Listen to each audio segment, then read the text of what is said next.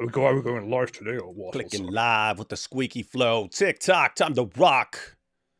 Good evening, good morning, good afternoon to everyone who's watching from all over the world. It's your friendly neighborhood philosopher here, D. Wood. And already before we get started, AP, we are getting a massive number of questions about why you are stuttering. Why are you stuttering? Why are you stuttering? Huh? Man. Try to explain that? I'm not stuttering. Why are you stuttering then? That's such you're stuttering. good. Oh my goodness. You see? I watched it again this morning during the live stream, and it's just hilarious, man. What the interview with Hijab? Just only that part, and a Why are you few other stuttering? parts. Why are you stuttering? Why is stuttering? What Like is he's not stuttering at all. Like for 30 seconds, Mohammed Hijab is stuttering. Piers Morgan is not stuttering at all, and then they stop, and Mohammed Hijab is like, "Why are you stuttering?" And then that becomes like TikTok videos and YouTube shorts, Yeah. and everyone shares it. Oh, he schooled him, and they still don't get it. What's going on? They're taking all of these guys. I mean, important people like Jordan Peterson and like news broadcasters, and they're taking people who were pretty friendly towards Islam and making them really have second thoughts about all of that. So that you take Jordan Peterson. We've talked about this, but Jordan Peterson really thought that, and he still thinks like this. He doesn't get it. He's thinking of these the hijab types as like some fringe, and fortunately, it's going to be exposed. No, that's kind of dominance. That's becoming dominant position in Islam. But you take one of these guys who thinks, hey, Christians, Muslims, Jews, we're all going to work together for good in the world. And then you catch them later, and what does Jordan Peterson say after having a discussion with Mohammed Hijab? How about no? I don't buy your Ella. All right, AP. Well, anyway, we were supposed to address this topic. This is the topic we were going to do on Sunday, but there was some intervention from Mossad. Mossad's been figuring out how to pay us for our tremendous work, and there's not a good way to do it without leaving a paper trail. So they started sending us tons and tons and tons of super chats. Oh yeah. To funnel money towards us in that way. So, and you can't just say, hey, this is from Mossad. So you have to act like it's a question so that there's no clear way to trace it. The Tater says, I love women. That was a hijab. Is he referring to the hijab tweet from back in the day? That was actually, Hijab did tweet that, but initially that was a guy from Speaker's Corner who started. Oh, I remember that dude. They called him gay. What are you doing? And he went on a rant for the next 3 hours about how he definitely likes women and not guys. It's a completely unrelated video. Like two people are having a discussion, and suddenly he comes into the frame and he's like, I love women. It's like he starts cursing, F you all, I love women, I'm not gay. They called me gay, I'm not gay, I love women. It's so funny. And then Hijab did. I thought Hijab was doing it because everyone is blasting him for supporting Andrew Tate, and that he was trying to say, oh, no, I'm not. I don't hate women. I love women. And, maybe, yeah. And then, of course, people were posting like the surest way to raise suspicions about your sexuality is to post that. Anyway, all right. But there are also a lot of suspicions that Mohammed Hijab might have some, different sexual orientations, and or at least some creepy fetishes with all his, the golden showers. Golden showers, get golden showers. Get on your knees. And then even when he talks about, like relations with women, it's always something. I will force her to her knees, and these anti-Islam women want to be conquered and defiled. So like his concept of even a relationship with a woman is like degrading and debasing her and defiling her. Interesting. Yeah, I'm not entirely sure about Mohammed Hijab. Everyone knows Daniel Kikuchu is gay, but when it comes to Mohammed Hijab, it's like hard to tell. I can't really take a position there, and I can't really say anything with certainty. But yeah. Yeah. So anyway, Sunday's discussion got derailed by Mossad sending us piles of super chats. But now we're actually going to go through these videos because, as revolting as hijab is in various ways, if he's got a point, we will accept the point. And so like last time we just did a live stream on AP's channel, and hijab, he didn't know how to explain what the Mott Bailey fallacy was, but we agreed that you could use that as to have a point in order to flesh out a more serious response from someone who just says, "Oh, all I'm saying is self-defense." So we will agree when relevant. But now we're going to go into some Mohammed Hijab's clips. These are Mohammed Hijab's responses to Ben Shapiro. Yeah, some people say, "Wait, Daniel Kikuchu is gay." Yeah, that should be common knowledge by now. Don't ask that question. All right. Yep. Are you ready, AP? I'm readier than ever. Are you ready for Mohammed Hijab responding to Ben Shapiro? I'm ready. And it's always interesting. Are you going to see him shiver? He's going to be shivering, right? Yeah. Well, it's always interesting how Hijab will, "Oh, you're not speaking to me respectfully. You're not speaking to me respectfully." And you look at how he talks to people, and it's like the most condescending manner imaginable. Yeah. All right.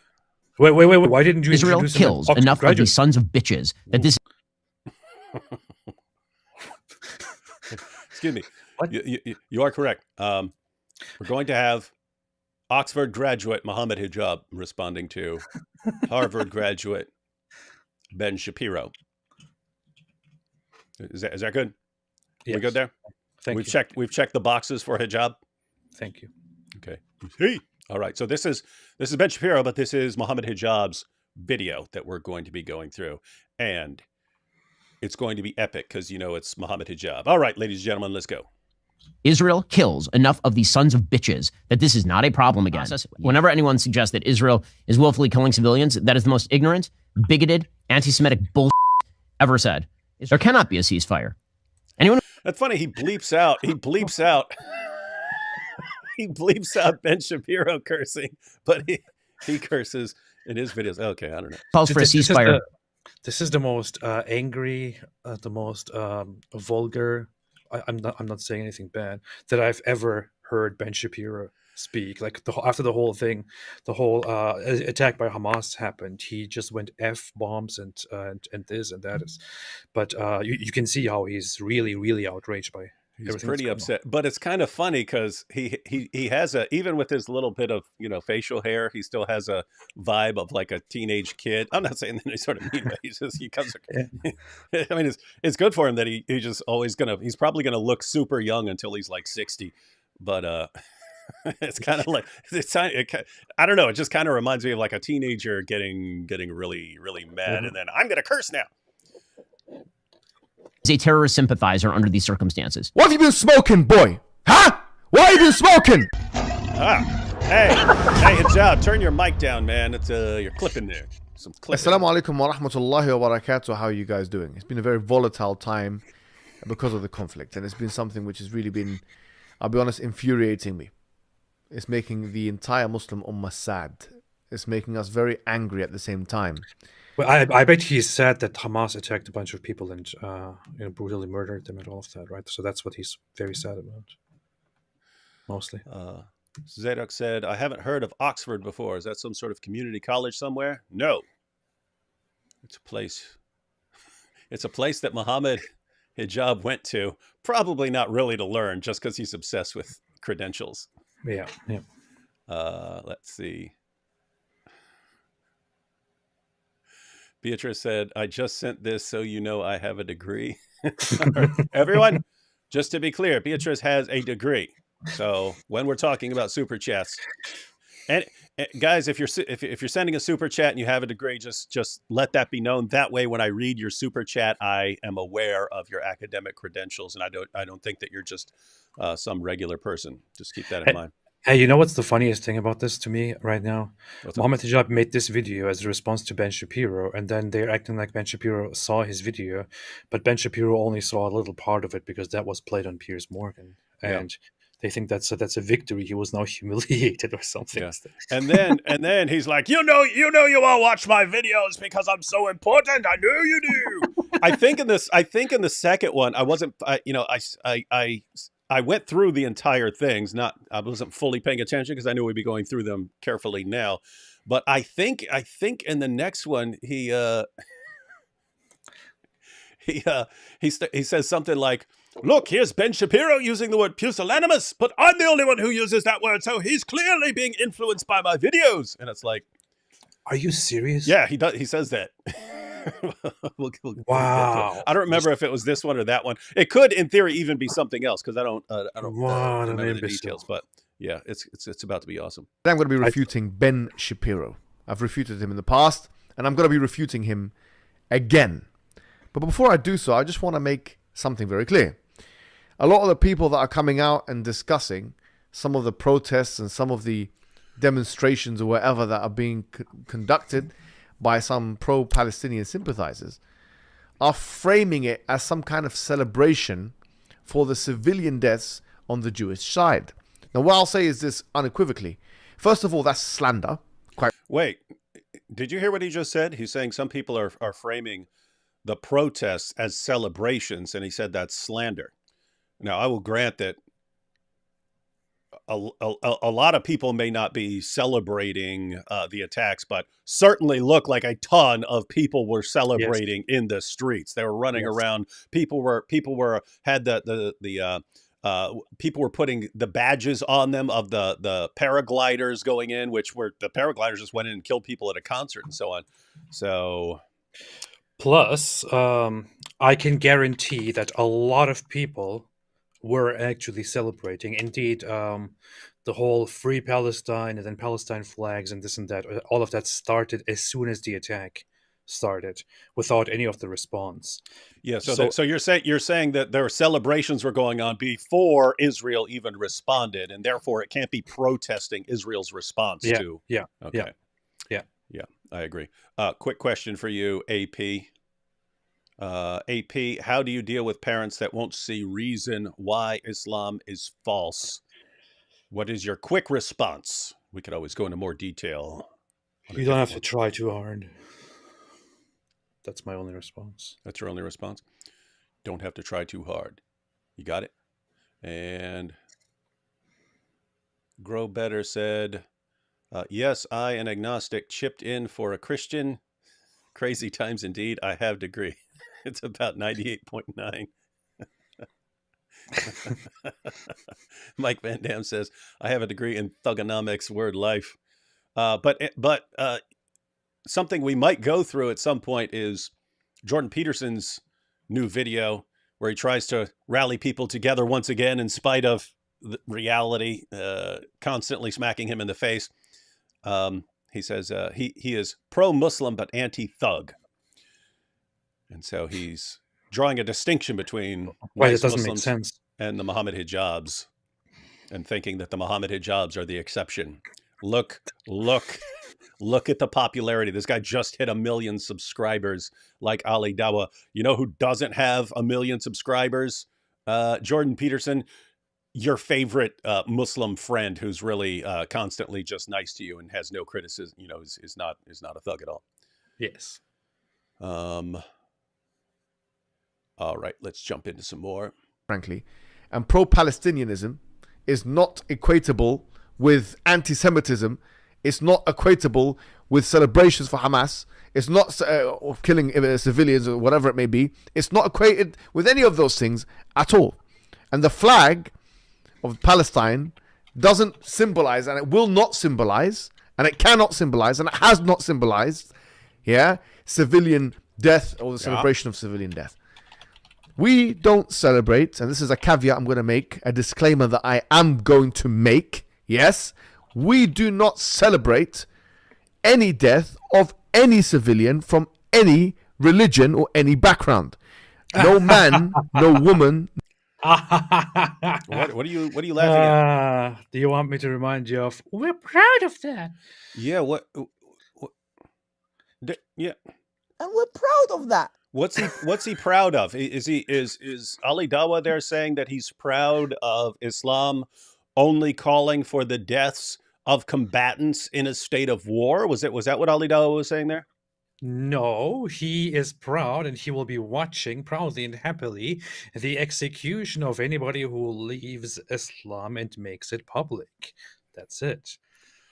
And so, wait a minute. So he's Ali Dawa, and he's saying if he gets his way and enforces Sharia, then if you simply adopt a different position, you become a Christian, you become an atheist, you become something else, then he's going to kill you, an enemy combatant, because the rights of the good of the community is more important than your rights as an individual, even though you're a non-combatant, and so you just be executed. Yeah. That's Pretty weird, cool, right? because I mean, if I didn't know better, which I don't, I might think that Hijab just makes things up as he goes along to appeal to to appeal to people and convince them whatever he needs to convince them of at the moment. You know what this reminds me of? It was like when he would say, "Oh, I'm going after your wives now. Everyone out here, all my followers, I want you to target their wives and families instead of them. Be real men and go after the women. Ha ha." Right? When he would do that, and then I take a bite out of the Quran, what's he run around saying? Oh, in Islam, we would never insult the sacred symbols and beliefs of other people. In Islam, we don't do that. And then later on, when he's doing it, he defends himself by saying, look what Abu Bakr did. He told this polytheist, go suck on his goddess's clitoris. He says, go perform oral sex on your goddess. And Hijab, so the point is Hijab knows that his religion encourages him in certain circumstances to insult and degrade other people's beliefs about gods and goddesses and so on. And then you've got Muhammad, of course. Does Muhammad Hijab know that when Muhammad took Mecca, he went around stabbing the eyes of the idols in order to insult and degrade them? Of course he knows that. But when it's convenient, oh, we would never do this in Islam. Islam condemns this. And then, and what's amazing is he can say the exact opposite 2 weeks later to his same followers, and they'll cheer for that. And then 2 weeks after that, he can say the opposite again, and they'll cheer for that. And it never bothers them. Why? They've been programmed with Islam. Muhammad used to do that. He's come up and here's the rule that's in Allah's eternal speech. And they'd say, Alhamdulillah, let's follow that. And then we come out 2 weeks later, say something else. And they say, and they cheer for that. And so anyway, we have Tatiana here saying, why no join member button? Oh, I haven't thought of a reason to put one up. Although for like people in, I've got a private community and then Patreon and stuff. I give them early access to my videos when I'm posting them. So I could always do that and have memberships, and then people can see those videos early. Maybe, I don't know. We'll see. You know what just really makes me mad? I wish these people like Mohammed Hijab and the others would just stop with the deception, stop with the toning it down, stop trying to be to appear peaceful and cool, and just tell us what they actually think. Most of these people do not believe that Israel should exist. Most of these people do not believe that there should be a Zionist entity or authority in the land Palestine. Most of these people believe from the river to the sea, Palestine will be free, which means Israel and Zionism should be entirely and completely removed, and it should become an Islamic land. Most of these guys believe that eventually it will happen, which is why there is no reason not to support this. So stop with they should just stop pretending to be diplomatic and all that. Just stop but what you just said, that's important to bring up as a question, because I think tons and tons of people, myself included, would hope that some two-state solution is eventually achieved, but where neither side is trying to exterminate the other side. And so people tend to think, oh, hey, it would be great if the Palestinians had their own country. And so, we support the Palestinians. We want them to have their own country. And they see people from the river to the sea, Palestine will be free. And they think they're arguing for the same thing. No, if you're saying from the river to the sea, Palestine will be free, you're advocating for the annihilation of Israel. Yes. That's what you're saying. So that is not guys, the people cheering for that are not cheering for a two-state solution. They're cheering for one side being wiped out. And so always bring that up. Don't think that you're on the same side with certain people. Plus, we also have polls, by the way, of the Palestinian populations in Gaza and the West Bank, and most of them do not support a two-state solution, and they don't even support. Only a very small part of them supports that, or a one state where both sides are equal. it's still the majority idea or the most popular idea to take all of it eventually from the Zionists and to remove the Zionist entity, which basically means genocide. So Layman Christian here says, Mohammed Hijab needs a smacking around. David, debate this liar again, and this time don't let them cheat and don't be so nice. I don't think I can't imagine a situation where they're not going to do something like that, right? So Hijab, like last time, would at the very least insist upon a bunch of rules that we all agree to, knowing that his opponent will honor that agreement if he's agreed to them, and then he'll just violate it because he doesn't believe he has to honor agreements with unbelievers. And so he would have, I cannot imagine this guy not doing that, because he does something like this every time. So yes, you shouldn't be talking to us layman Christians telling us to do something. Their side makes it impossible, right? There will be no engagement with him where he doesn't pull something like that. All right, let's get back to our friend Hijab. No child. And that is not despite the Islamic teachings. That is because of the Islamic child? make. Yes, we do not celebrate any death of any civilian from any religion or any background. No man, no woman, no child. And that is not despite the Islamic teachings. That is because of the Islamic teachings. Yes, the Prophet Muhammad sallallahu alaihi wasallam unequivocally told us that the killing of women, of children, the mutilating of bodies, and so on and so forth, all of those things are unacceptable. Unacceptable. Killing of women and children are unacceptable. All right, hang on one second here. What are you laughing at? You know I'm about to pull up a source? yes. The Book of Jihad and Expeditions. This is Sahih Muslim. Chapter. Permissibility of killing women and children in night raids, so long as it is not done deliberately. So in Islam, you're not supposed to target women and children. Those become your slaves and your sex slaves. Why would you be killing your property? It is reported on the authority of Sa'b bin Jathama that the Prophet of Allah, when asked about the women and children of the polytheists being killed during the night raids, said they are from them. So you had his companions wondering, hey, we're doing these night raids, we're running around robbing people and so on, and we end up killing women and kids. What do we do about this? And his response is they're from them, meaning don't worry about it too much. It's not like you're killing Muslim kids. You're killing the children of polytheists. And one more here. It is narrated, blah, blah, blah. Messenger of Allah, we kill the children of the polytheists during the night raids. He said they are from them. They're from the polytheists. Messenger of Allah, we kill the children of the polytheists during the night raids. He said they are from them. Now, why is this... One, I have no idea what Mohammed Hijab is saying there. So he's not saying you can't kill women and children.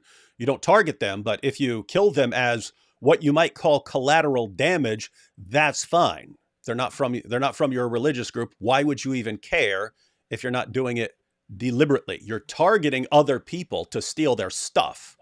But so if you kill women and children along the way, that's fine. Now, AP, can you think about this? This is what Muhammad said. Muhammad's entire approach right there is exactly what Israel's condemned for, saying, hey, we are going after Hamas. We're going after Hamas. Hamas is hiding around women and children so that women and children get caught in the crossfire. And Hijab's response is that's completely unacceptable. You have to go and invade and go man to man and be very, very careful and surgical so that you never ever kill a woman or a child. That's the only thing that's acceptable. It's not what his prophet said at all. His prophet said it's totally fine. Don't target them. But if they're collateral, keep in mind, guys, this is not me saying this. This is Muhammad contradicting Mohammed Hijab on this. Muhammad says, if women and children are killed as collateral damage, I don't care. They're not from my group. That's what he says. And that's exactly what Mohammed Hijab is condemning Jews for doing. Interesting. Plus, it's for Hamas on October 7th. It was quite clear for them. We have retrieved documents from Hamas themselves, including maps and instructions and their instructions and their mindset was quite clear that the Zionist entity, as they call it, is entirely the enemy, and the Zionist entity, there are no civilians, there are no innocents. The entire presence of them is illegal. They are all the enemy, and they may all be killed. And they had instructions to specifically kill as many people as possible and to take hostages. Some of them take hostages and to take them back to Gaza.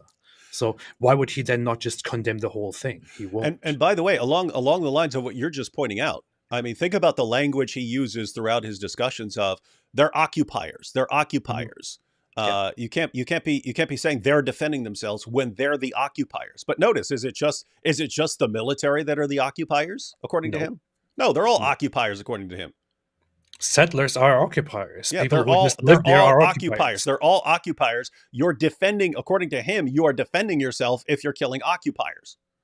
But then he'll turn around. No. We only believe in combatants, fighting combatants. No one else.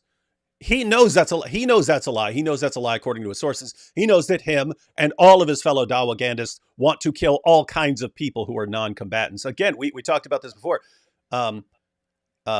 Sheikh Asim al-Hakim says that they're trying to build up the community to the point where they can go door to door, giving people the options: convert, pay us, or be executed. He's not talking about combatants. He's not talking about marching out in the field of battle. He's talking about going up to people's houses and knocking on their doors.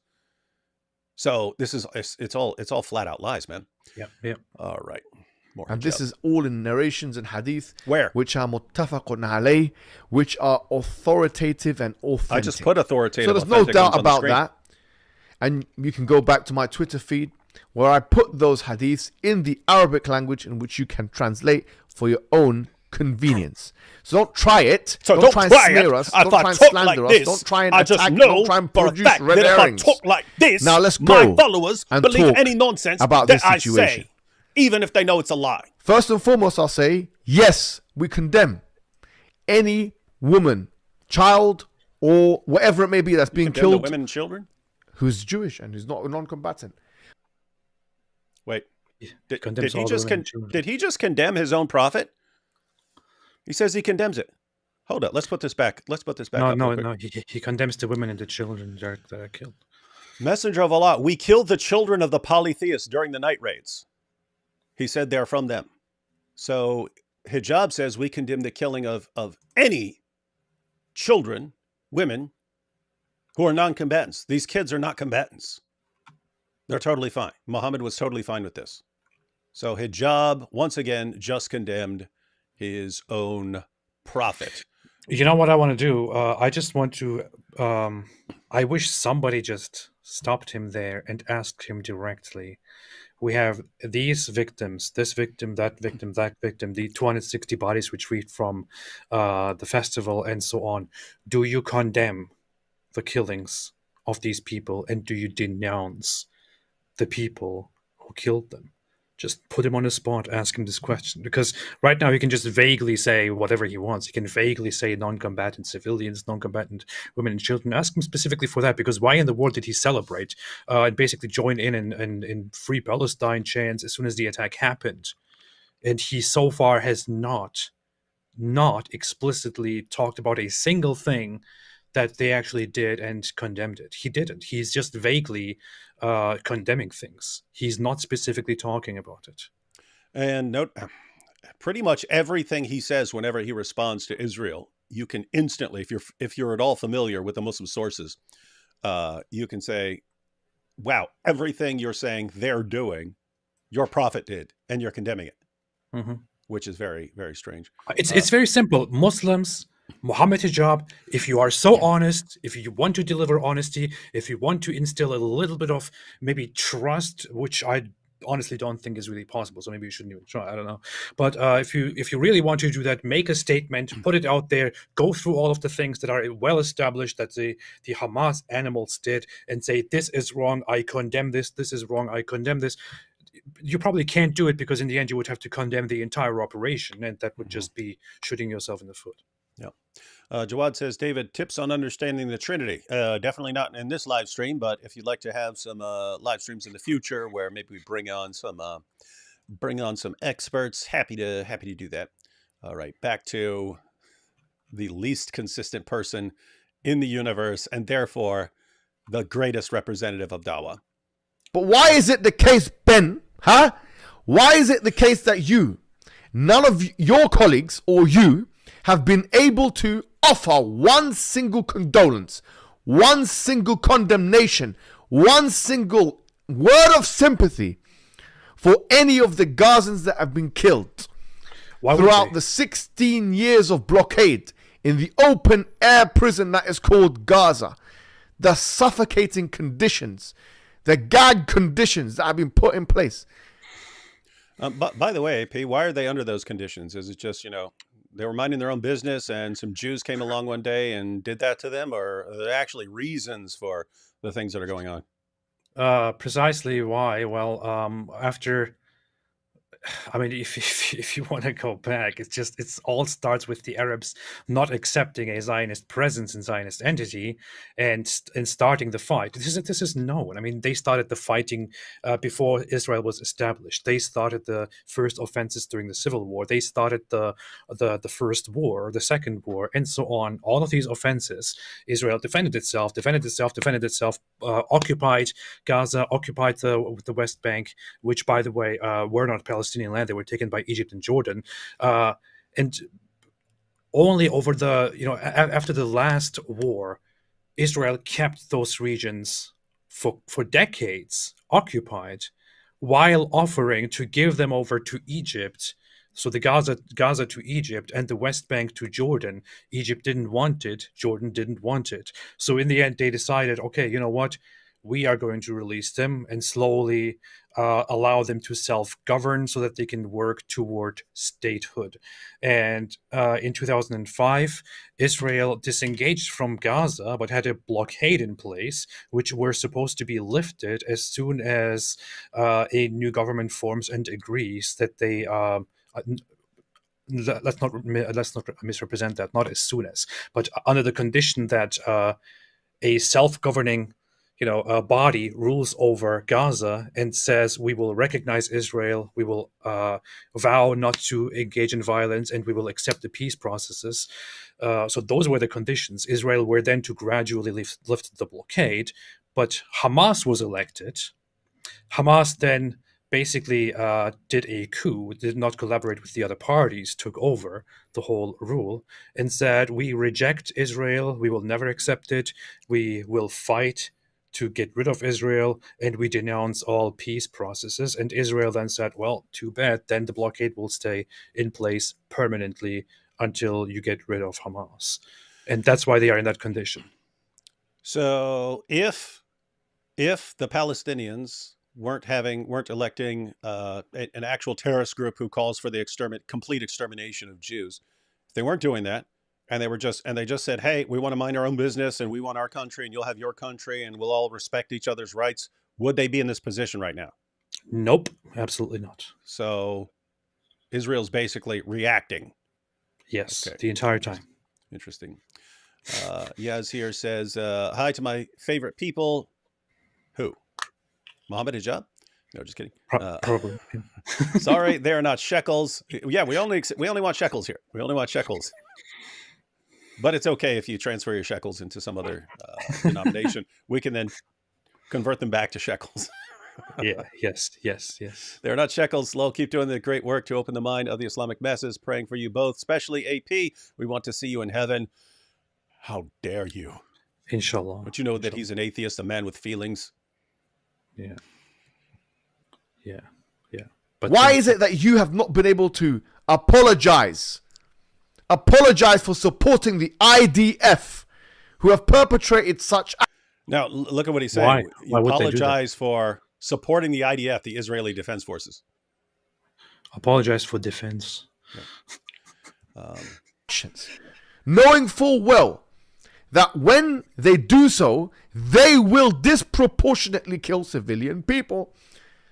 Why is it that in the imagination of the Western media, when someone is killed who is a Jew, who has a European Jew, frankly, a European Jew who has lighter skin, that must be cried about, and all the leaders must say something. But that Palestinian children, what does that have anything to do with the issue at all?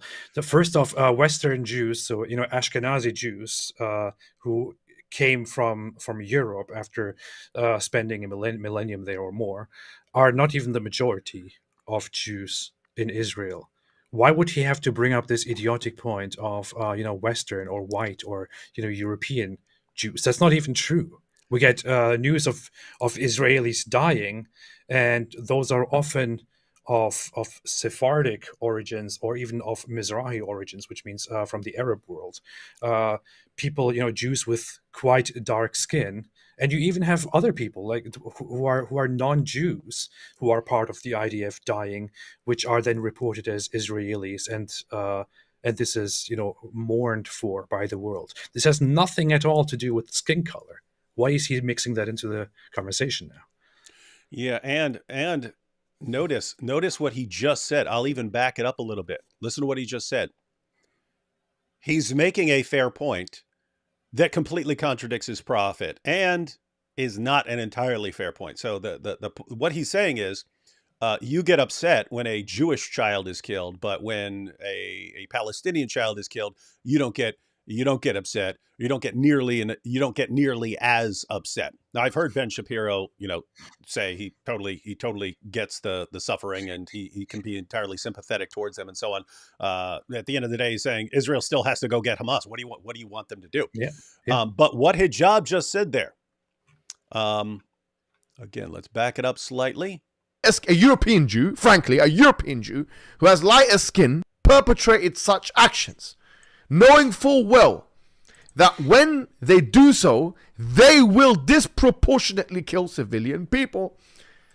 Why is it that in the imagination of the Western media, here we go, when someone is killed who's a Jew, who has a European Jew, frankly, a European Jew who has lighter skin, that must be cried about, and all the leaders must say something, but that if the Palestinian children, if the Palestinian women, if the Palestinian elderly are bombarded, actually the blessings are given. Not only that, encouragement is given for such a thing.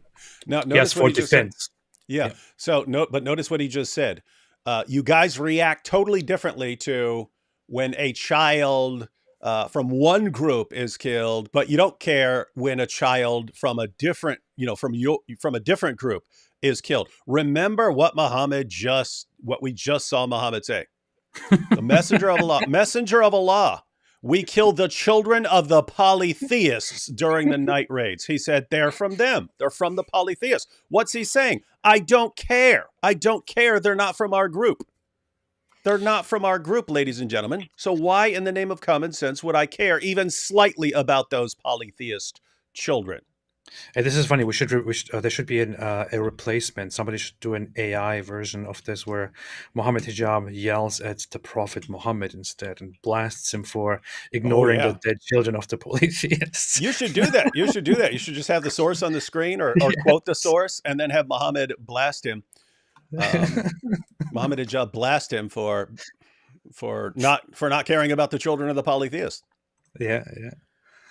All right, back to the white Jew. Tell me European why. Jew, huh? Give me a reason.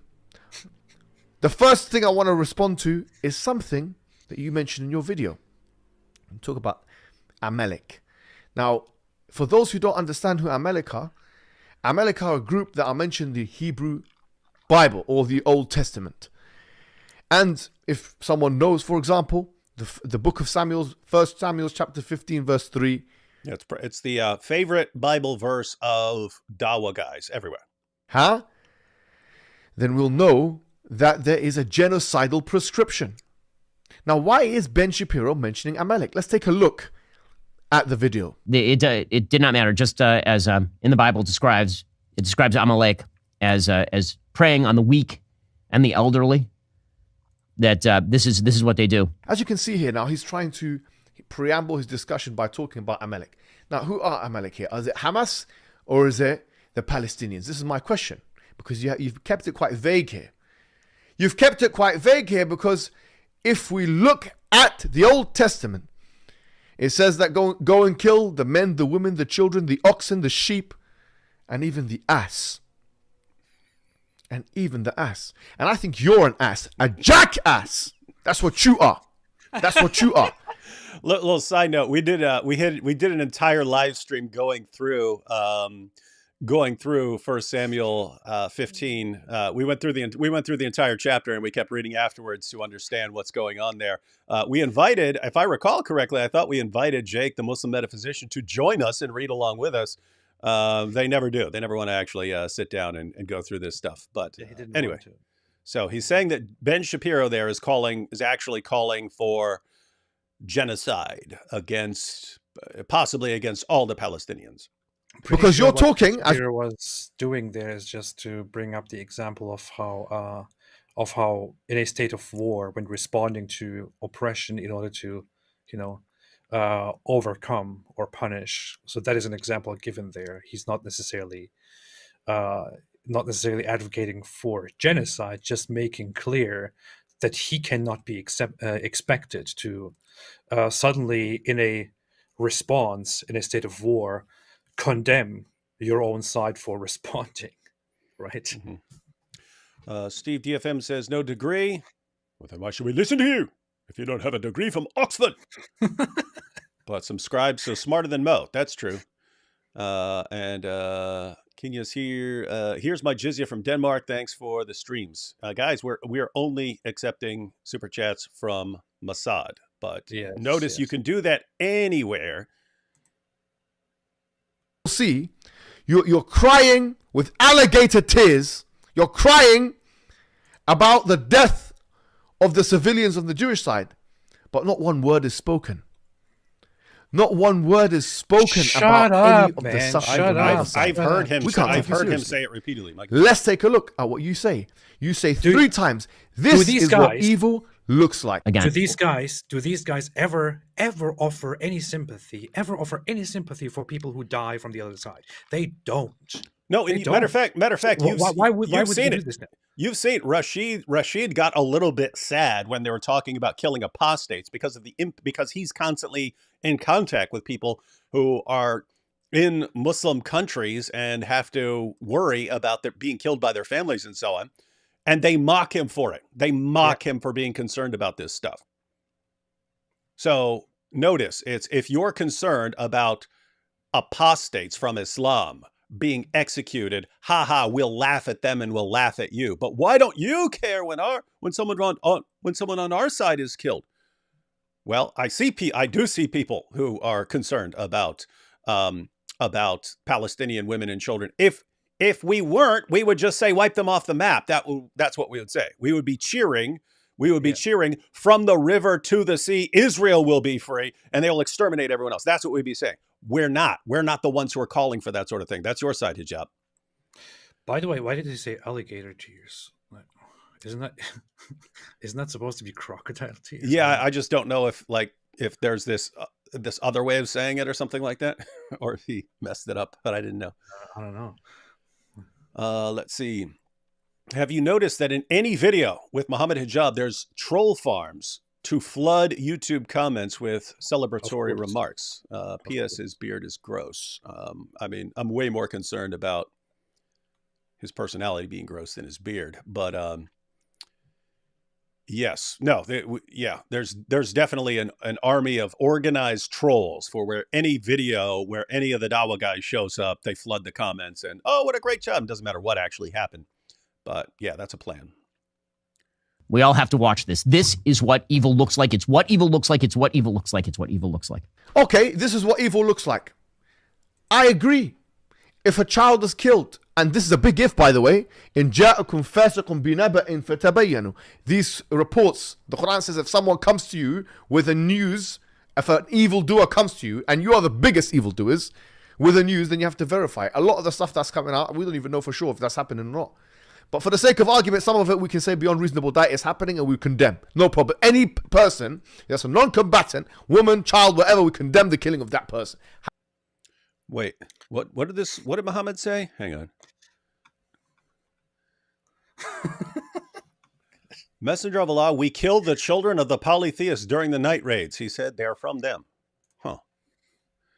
And notice the theme running through this. It's okay to kill women and children as collateral damage if you're not deliberately just killing women and children just to kill women and children. Is Israel killing women and children just to kill women and children? No. Is Hamas killing women and children just to kill women and children?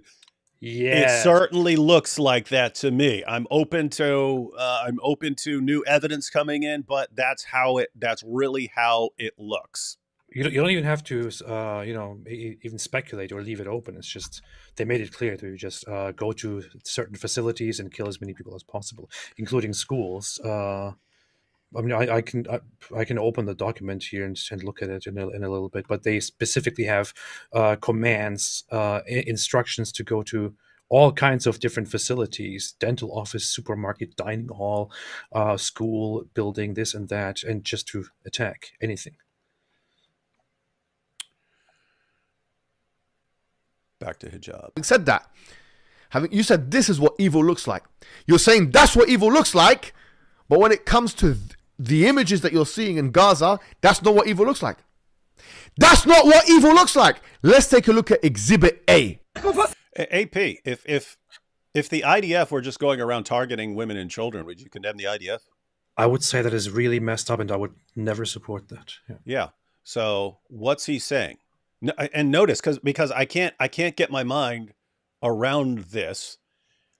If you have, he's saying, okay, if you have Hamas terrorists who target women and children, then yes, we condemn that. But how do you not then condemn Israel? Well, if Israel were doing that, it would be instantaneous condemnation. The point is that's not what's going on. So the question is it acceptable for women and children to be killed as collateral damage? People, you could. I'm not even stating a position. I'm saying that's the issue. Is it in a state of war? Is it acceptable to kill women and children as collateral damage when you're targeting other people? You're targeting enemy combatants. Hijab says no. His prophet says absolutely. His prophet says it's absolutely acceptable. And Hijab is saying, you consider one of your children, one of your women, more valuable than people who aren't part of your group. Shame on you. That's wicked and immoral. That's exactly what his prophet said was fine. You don't want your own children to be killed. If it's from some other group, who cares? They're hellbound anyway. Yeah, that's what he said. That's what he said. I just want to also point out. So I want to make this very clear. We have all seen it. We all know it. It was out there in front of the world. If you don't know about this, inform yourself or don't talk about it. I don't know what to say. But there is a clear contrast. Hamas explicitly, in theory and in practice, went there and shot and attacked random civilians deliberately.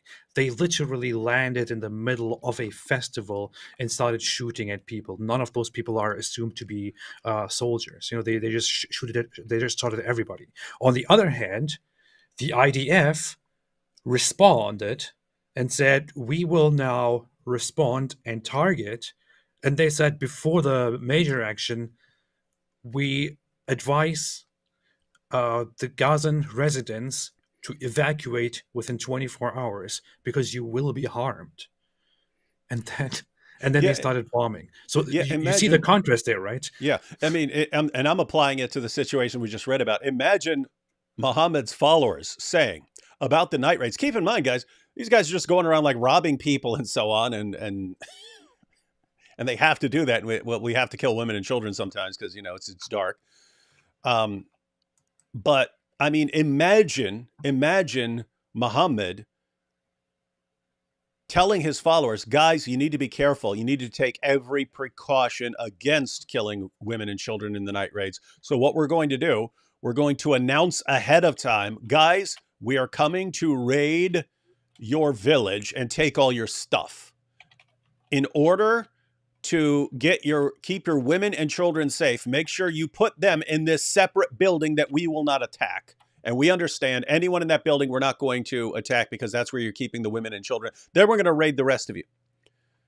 And suppose people say, no, we want our women and children right here in the house, in all our houses with us, and all our houses and towns with us so that we can get killed. They can be killed with us. And it's like, I don't know. Mohammed didn't do that. He didn't give any notice. Hey, we're going to kill you. Hey, we're going to kill you right now. Wild stuff, man. Yeah. All right. Francis here says, my prayer is for all who are affected. My heart cries for the children on both sides. In AP, I pray that you come to know the Lord Jesus Christ. Amen. How dare you? Why is everyone constantly attacking AP when he wants to see all religions wiped off the map so that he can get his atheist utopia? They don't like me. They're attacking me. I'm being oppressed here. Guys, why don't you appreciate his feelings?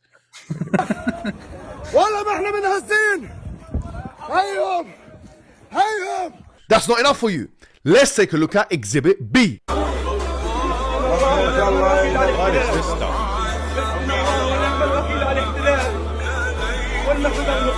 Statistically and objectively, if you look at all the operations that have been done, Operation Cast Lead, Operation Protective Edge, the 2021 operation, and then this operation, all of those operations in the 16 years that Gaza has been blockaded, how many Palestinians have died? How many civilians have died? Answer me that question. How many civilians have died? How many women have died? How many children have died? How many? In 16 years, how many?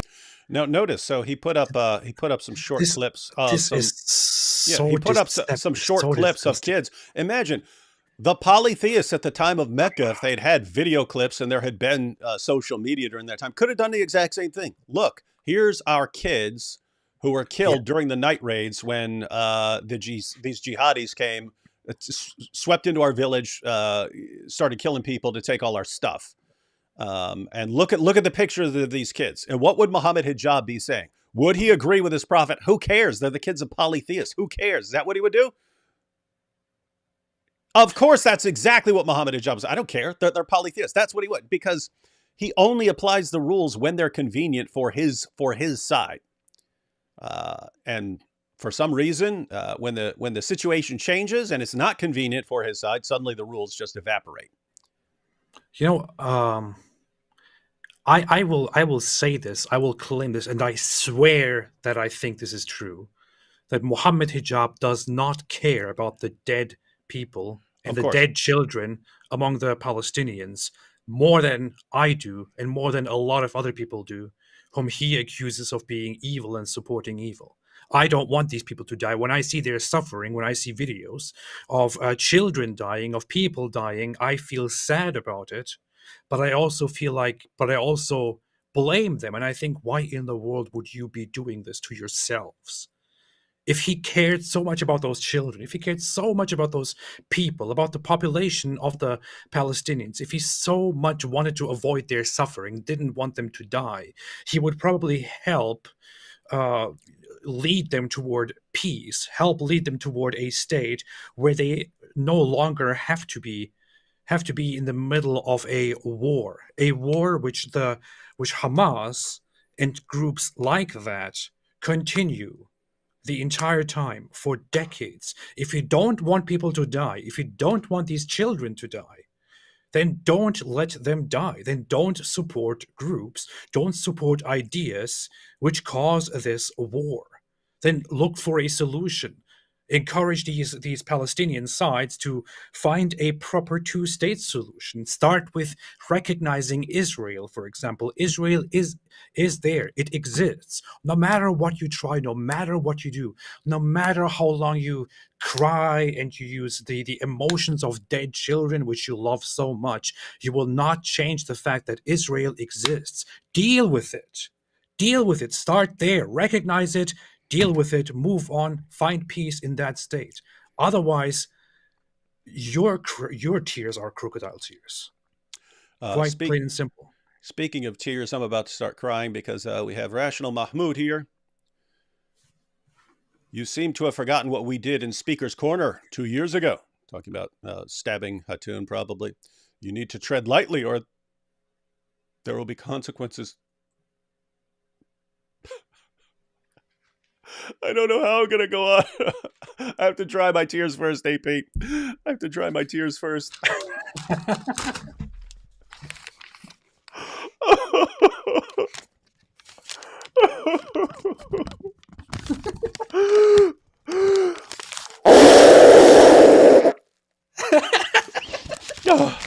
Okay. Thank you for that warning, Mahmoud. All right. Wait, don't move on. I also, it's only one thing. I already gave the guy a punishment, man. You don't want to But be you- excessive. But you can't do that without me just joining. We're in. This learning is about, we're tempting. learning from Mohammed Hijab not to be excessive. This is no, I like this. I like this. This is, I'm tempted when somebody does it. I have to join in. This is addictive. This is amazing. This is satisfying. I have to do it. All right. Back to Hijab. Yes. Thousands and thousands and thousands. Why is he always yelling? Thousands and not one tear, not one word spoken. Because you know what? You prefer the blood of your children, the Jewish children, Israeli children, over the blood of ours.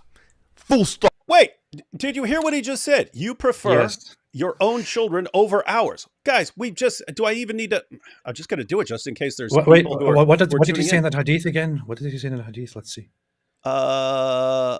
When asked, the Prophet of Allah, when asked about the women and children of the polytheists being killed during the night raid, said they're from them. They're from a No. different group. Mohammed Hijab, I mean, just for all you guys out there who make videos and so on, notice how easy this is to make into a little video. You play the clip of Mohammed Hijab saying, you care about the blood of your own children more than you care about the blood of other of the children of other groups. I condemn you for that. You're so evil. And then just put up some of the many hadiths where his prophet says the exact same thing. Pretty easy. All right. How could you not condemn the IDF from doing these bombardments when they know full well? How can you not condemn the IDF for these bombardments when they know women and children are going to die? How can you condemn them? And I mean, how can you not condemn them? And how can you not therefore condemn Muhammad for having his followers do the exact same thing? Going out on raids where they know women and children are going to be killed. I don't even know what to do here, man. It's like he knows this. He knows what's in his sources. He knows this. So therefore he knows he's lying. That if they do these bombardments, they would disproportionately kill women and children. They do these bombardments, therefore, they disproportionately kill women and children. Don't say that, Hamas is using them as human shields. Hamas is using them as, like what? Every single member of Hamas has got a child in front of him like that and holding him like this? Is this the comic book picture that you're trying to portray here? 2.2 million. No. What kind of stupid logic is this? Yeah. So he's saying, well, they don't actually have a child strapped to each one of them. So yes, they're staying in areas and they're hiding behind they're hiding underneath hospitals and stuff like that. And they're hiding in crowded areas and launching missiles from crowded areas and from school playgrounds and so on. But it's not like each one of them has an individual child strapped to him. So come on, enough of your slander. This is a straw man. He should know this. Like the most basic fallacy that people like to go to, since he likes to point out fallacies, as we have seen recently. This is a straw man. Nobody said that was what's happening. Nobody said that's what's happening. We all know, and it's been established. It's been proven over and over again that Hamas uses civilian buildings and public buildings and all of that for their operations, which is why they cause the deaths of the civilian population simply by operating from civilian places. That's what people mean when they say, and they also keep their population around and prevent them from evacuating. That's what people say when they, what they mean when they say Hamas uses human shields. Nobody is saying they actually, all of them, walk around with babies strapped around them. Yeah. The actual claim is that Hamas doesn't let women and children leave. They make sure they fire from areas where the retaliation is going to get women and children. All that's true. That's all true. So in order to attack, that's pretty much the definition of a straw man. In order to attack the opponent's position, you have to misrepresent it and say that they're claiming something they're not actually claiming. Here we have Dawood. Did they let you build rockets in prison, or is Gaza the only prison with educational rocketry workshops? Yeah, we didn't get to build rockets in our, but maybe that's because it was a closed air prison. Open air prisons, you get to build rockets and have rockets brought in and so on. I will say I worked in the stock room for a little while. That I worked there because we had all the food and like to eat tons of food. So me and my friend DeMarco, we worked in the stock room, and it's basically we had all the supplies back there. And then when the kitchen needs, a certain number of cases of this or that, then we give it to them. Other than that, we're just sitting back there. But there's a room back there that was locked that contains all the chemicals, and they have to keep the chemicals separate from people, and that's because people would do messed up stuff. They had this stuff, and they would get floor stripper stuff for stripping the floor. And they called it stripper surprise. It's nothing to do with like strippers in like Las Vegas. It's Really? it's floor stripper. And people would take some floor stripper and they would mix a couple things together with floor stripper, and then they would stick it in the microwave stick it in something in the microwave, get it to where it's boiling, and just run up and throw it in someone's face, and like their faces would be melting off of them as they're freaking out and stuff. So anyway, to avoid that, they wanted to keep the chemicals locked up, but they would let us. They would sometimes leave the lock off for us, and when we needed cleaning supplies and stuff. But one day we just started mixing stuff together. To see what stuff does. And we mixed a bunch of stuff together in a bucket, and then it just started like splattering all over the place. And we were like, "Oh, that would be how you would build a bomb." I knew how to build a pipe bomb, and not just by randomly mixing stuff in a stockroom. But yeah, it was clear at how it didn't blow up. It just started erupting all over the place. We're like, if you actually had that thing under pressure, then you could blow it up, and therefore we understood why they kept that stuff locked up. But notice, we could have started a bomb-making factory right there. Fortunately, by that time, me and DeMarco were both Christians. So if we were atheists, there'd been a lot of suffering in that prison. Supposedly, this is a Christian channel, and you talk about strippers and stuff like that. Strippers. Stripper surprise. Civilians. Are there even enough Hamas to go around and hold them as human shields like that? A child? Are you dumb? Are you crazy? What an irony! Why are you here. trying to portray as if the only way that there can be an offensive, an attack and defending, as you call it, Israel has to defend it? Why are you making it seem as if that's the only way is through aerial bombardment? Where the vast majority of people that are going to be killed are going to be men, women, and children that are non-combatants. I want to ask you something. Surely there can be boots. You ask me something or Hijab something? Yeah, no, I want to ask you something, David. So clearly, he is arguing here that that people are saying that Hamas members are running around with babies, holding babies strapped around them and stuff like that. Clearly, he is arguing that is what people are claiming. Now, there is again the age-old question that we have to talk about here. Does he actually think that is what people are claiming? Or does he know that this is not what people are claiming, and is he dishonestly just presenting that in order to, get away with it, in order to say, no, we are not doing, they are not using human shields because they're not strapping babies around them. So is he being dishonest or is he being dumb? What do you think? Yeah, it's too many. It's too many lies every time he speaks, and too many complete contradictions of what his own sources say. So yeah, it's deliberate. And he's been programmed by his followers to know that he can get away with anything. He can lie again, lie some more. As long as he's thumping his chest while he does it, then all is forgiven in the Dawa community. Here we have Rational Mahmoud again, and I'm just going to block him after that just because we don't have time for this. You are crossing the line. There are 2 billion Muslims ready to defend the honor of our prophet, peace be upon him. Hope you know what I'm talking about. What line am I crossing? So let's try and illustrate it here. So where's the line that I'm crossing? Is it here? Is that the line I'm crossing? Or is it here? Which line am I crossing? So there's the line. Am I crossing that line? Am I crossing this line right here? Or am I crossing this line? We're trying to know. We want to know, Mahmoud. Anyway, There are too many lines on here. there's too many lines.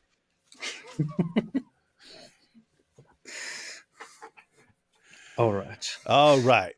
Back to hijab. Surely you can be a man. The IDF can be men, real brave, real gallant, real courageous, which is something you can't fathom or don't know anything about. You have no fortitude at all. You have not shown any ability to engage with people even on an intellectual and conversational level. That's how lacking of fortitude that you are.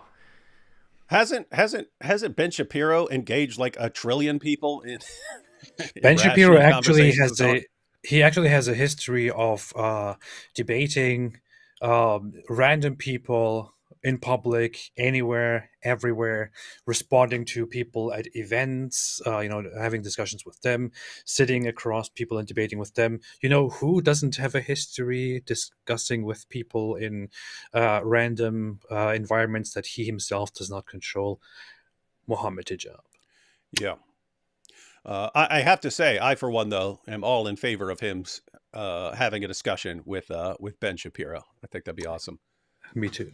Yeah. But I think it would be kind of dangerous, I think, because he would... I'm kind of surprised that he didn't tell Piers Morgan, that he didn't threaten Piers Morgan with physical violence, and that he didn't say, hey, how about you and I have a fist fight? How about we do a cage fight? Why don't we have a cage match? A cage match. He actually challenged Tommy Robinson to a cage match. Tommy Robinson's like 5'5". He even said to me, you would be no match to me intellectually or even physically. Like, and we were talking about a debate, nothing to do with the topic at all. Where did that come from? In the meantime, that beard covers up a glass jaw. Some like 90-year-old guy gave him a tap on his jaw at some event where he's running his mouth, and Hijab was like absolutely like dazed, like staggering around. Anyway, to be honest, he probably threw himself on the ground too to just make a scene, because it looks like I'm being persecuted. Yeah. And no one cares because I'm not one of their kids. Face to face with Hamas, fight them. Why'd you have to kill the child? Why'd you have to kill the woman? Oh, it's 100% collateral damage, and all of the generals that I've been seeing say, collateral damage. They've been asked by the Western media, collateral damage. It's going to be the worst thing. One of them says the worst thing since World War II. And you're talking to me about the Holocaust? Why doesn't he go and fight with the IDF? Why doesn't he go and fight against the IDF? Yeah, he just sits around running his mouth. But I mean, think about this. If that's the standard, why doesn't he go there and fight the IDF? Like, just do it. Because life's too good for him here. When you have one of your commanders telling, it's going to be the worst thing since the Holocaust, effectively. And we're not talking about Hamas. We're talking about children here. We're talking about women here. We're talking about elderly people. You make me sick. You make me sick. Did you get the audio for that? Because you got you used that audio, didn't you? I have a different one. No, I have a different one. I have this. You're sick. You're sick. Oh, okay, it's a different one. Yeah. So he just apparently just says this over and over again. Okay. But the thing is, what's very funny about this is he says that they are not manly, to fight and this and that, and then he, praises Hamas basically for their struggle, and Hamas did a bunch of stuff. Like, I mean, I went through it this morning. This morning we got news that an 80-year-old woman who was kidnapped by Hamas together with her 13-year-old granddaughter. What a couple, right? What a package here to kidnap. 80-year-old woman and 13-year-old granddaughter were kidnapped by them, and they just died. They were found, retrieved dead. So I don't know why he talks about, fighting man to man and this and that, and then he stands with those people who just capture and kill old defenseless women. But they're occupiers. They're occupiers. They're not Muslims, so who cares? Yeah. Well, Romeo's Dagger says 20,000 Gazans received work permits in Israel in the last year. These Gazans collected info on the Israeli people that were massacred on that Saturday. Maps, addresses, names, number of family members in the household, etc. Yeah, I hadn't heard that. But what's even worse is that you go on to talk about the Palestinians, and you deny that it's even an apartheid state. Let's take a look at what you say. Let me point out at this point, there is no apartheid. 20% of Israel's population is Arab. So you deny that Israel's an apartheid state? Why don't you look at any factual definition of what apartheid is? Apartheid is when there's discrimination based on race. A good example of that is South Africa. In a state, are you telling me? No, no. Notice what he just said. Notice what he just said. An apartheid state is a state where there's discrimination based on race. You can find discrimination based on race in any state. You don't just say, "Oh, okay, therefore all states are apartheid states," because you can always find discrimination. Yeah. Yeah, it needs. Plus, by his definition, a Palestinian state, which the Palestinian organizations want to establish, would also be directly an apartheid state. Yeah. Yeah. And so, multiple problems with this. So, in where you get this idea of apartheid, you had South Africa. You had a small white population completely dominating and oppressing the majority black population, and that's what. So. You look at the features of that. That's where we get apartheid from. They're saying, "Oh, if there's racial discrimination in a country, that's an apartheid state." That's ridiculous. But notice. I don't think he plays Ben's response to that issue, because Ben explains why Israel is not an apartheid state. He's saying you have discrimination based on what? You've got Arabs. In Knesset, you've got Arab Supreme Court justices there. You've got Arabs in the IDF. You have Arabs all over this. So it's not race based. Seems like there's probably different treatment of people who have certain ideas, but that would be ideology based.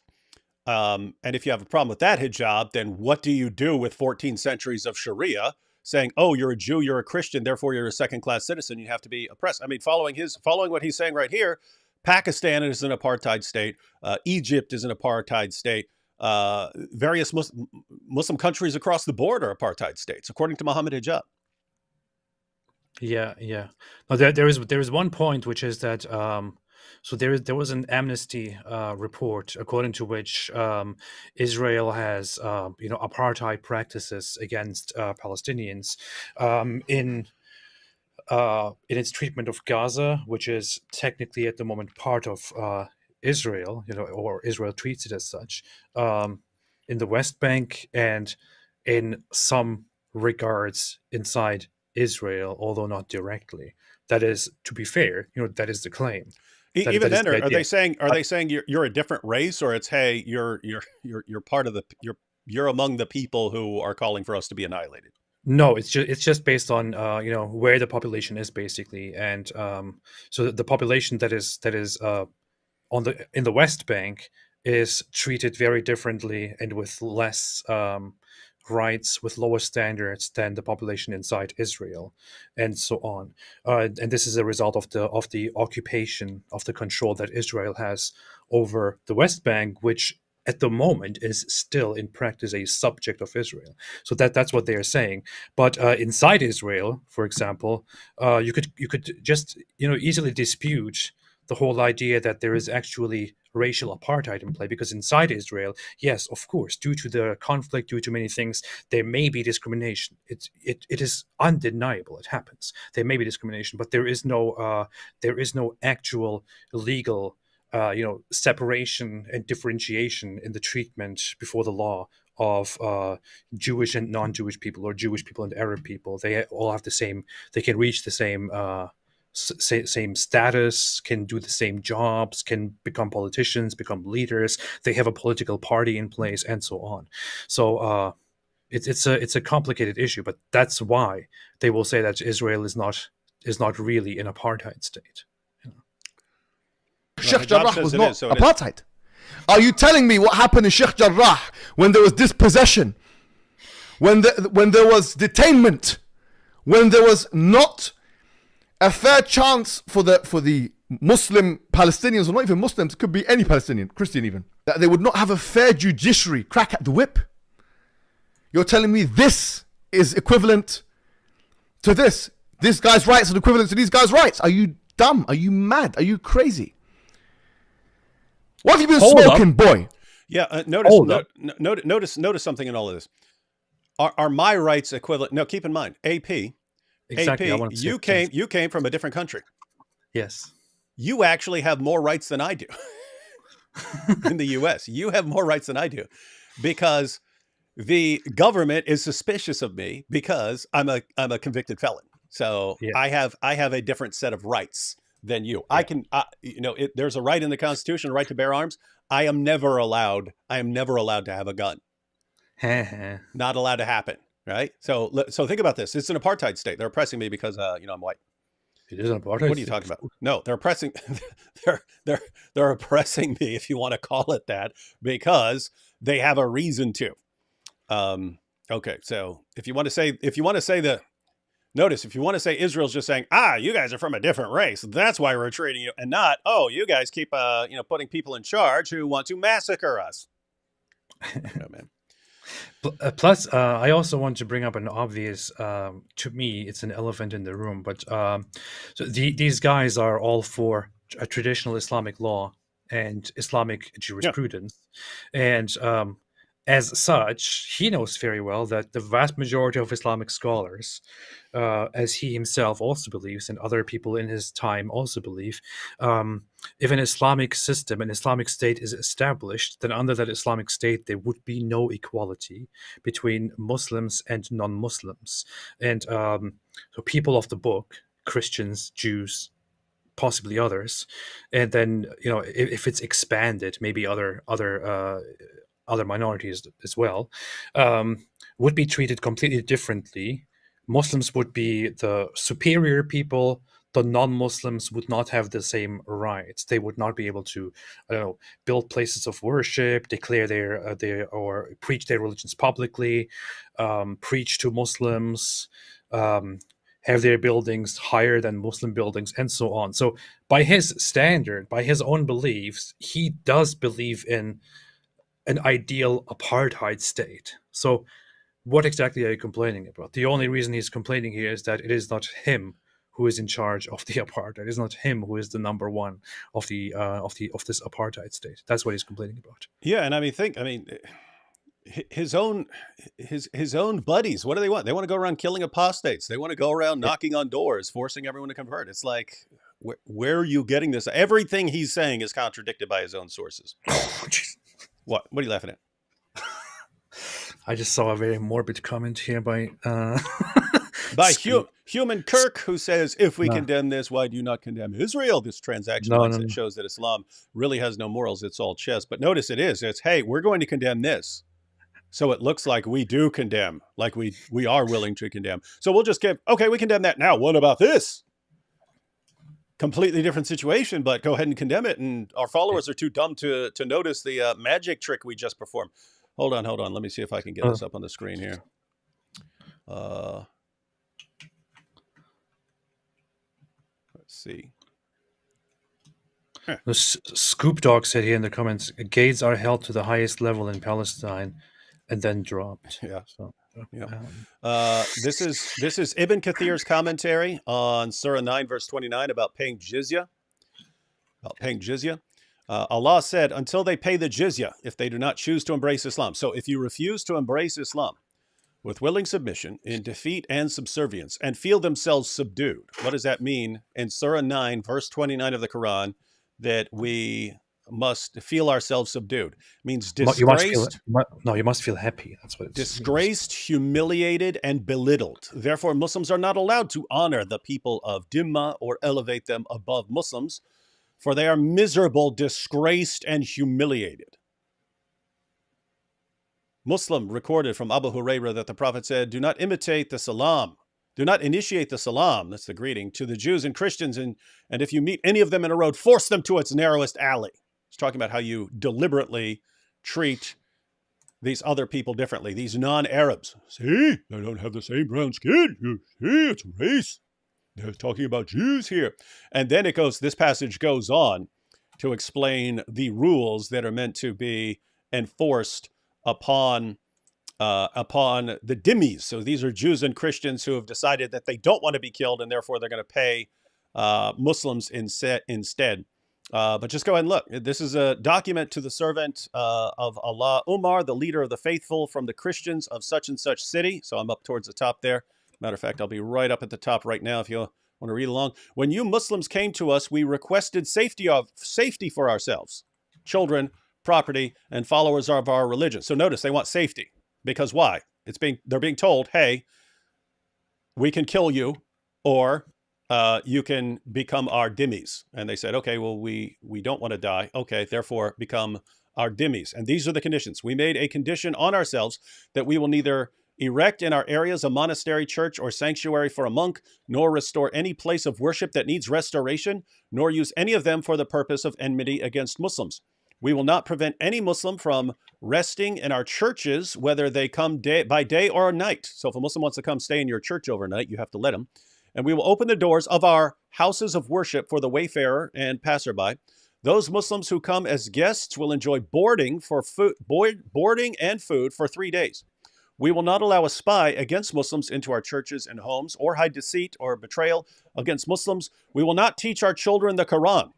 That's interesting. Wouldn't you want them learning the Quran? No, you don't. You don't want them to know what the plan is, and you don't want them to learn how to expose Muhammad's obviously false teachings.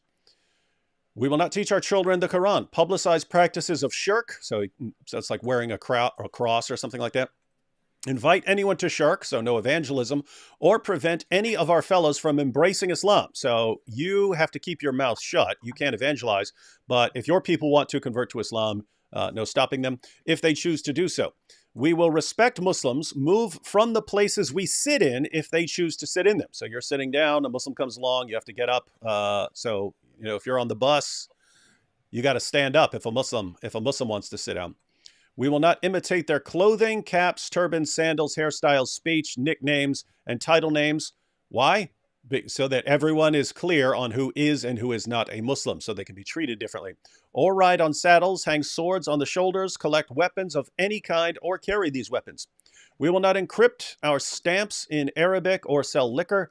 We will have the front of our hair cut, wear our customary clothes wherever we are, wear belts around our waist, refrain from erecting crosses on the outside of our churches, no crosses, and demonstrating them and our books in public to Muslim fairways and markets. We will not sound the bells in our churches except discreetly, or raise our voices while reciting our holy books inside our churches in the place of Muslims, nor raise our voices with prayer at our funerals, got to keep quiet, or light torches in funeral processions in the fairways of Muslims or their markets. We will not bury our dead next to Muslim dead, or by servants who were captured by Muslims.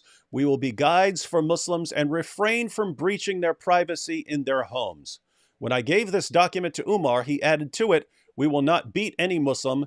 These are the conditions that we set against ourselves and followers of our religion in return for safety and protection. If we break any of these promises that we set forth, that we set for your benefit, for your benefit against ourselves, then our dhimma is broken, and you are allowed to do with us what you are allowed of people of defiance and rebellion. Those are people who spread corruption in the land, and the penalty would be exile, dismemberment, death, or crucifixion, according to Surah 5, verse 33 of the Quran. Notice, you get a hole in the roof of your church, you decide to build it, you decide to fix the hole in your roof. Well, you've just violated your agreement, and you can treat the entire population, collective punishment, by the way. You can then just crush and exterminate them or exile them. Interesting, isn't it? Alhamdulillah. But that's not the perspective you get from Muhammad Hijab. All right, ready to go back to this? The Prophet condemns it. See? All right, let's go back to Hijab here. Ha! Why have you been smoking? Your voice is so high, we've been taking some... What a perfect transition, right? Look at his face. That worked out perfectly. William, are you crazy? Are you mad? Don't go there. Are you mad? And what's even worse is that you go further than this. You talk about the annexation. Listen to this. This guy who thinks he's talking about, he's calling everyone else Nazis, but he seems to have the most fascistic and authoritarian, dictatorial prescriptions. Yeah, Ben Shapiro does, not you. He's calling everyone else, right? all of his rivals, as Nazis. The Hamas Nazis, this Nazis, that one Nazis, the left-wing Nazi. Yeah. And what you're prescribing are effectively authoritarian, dictatorship-type, Nazi-type policies.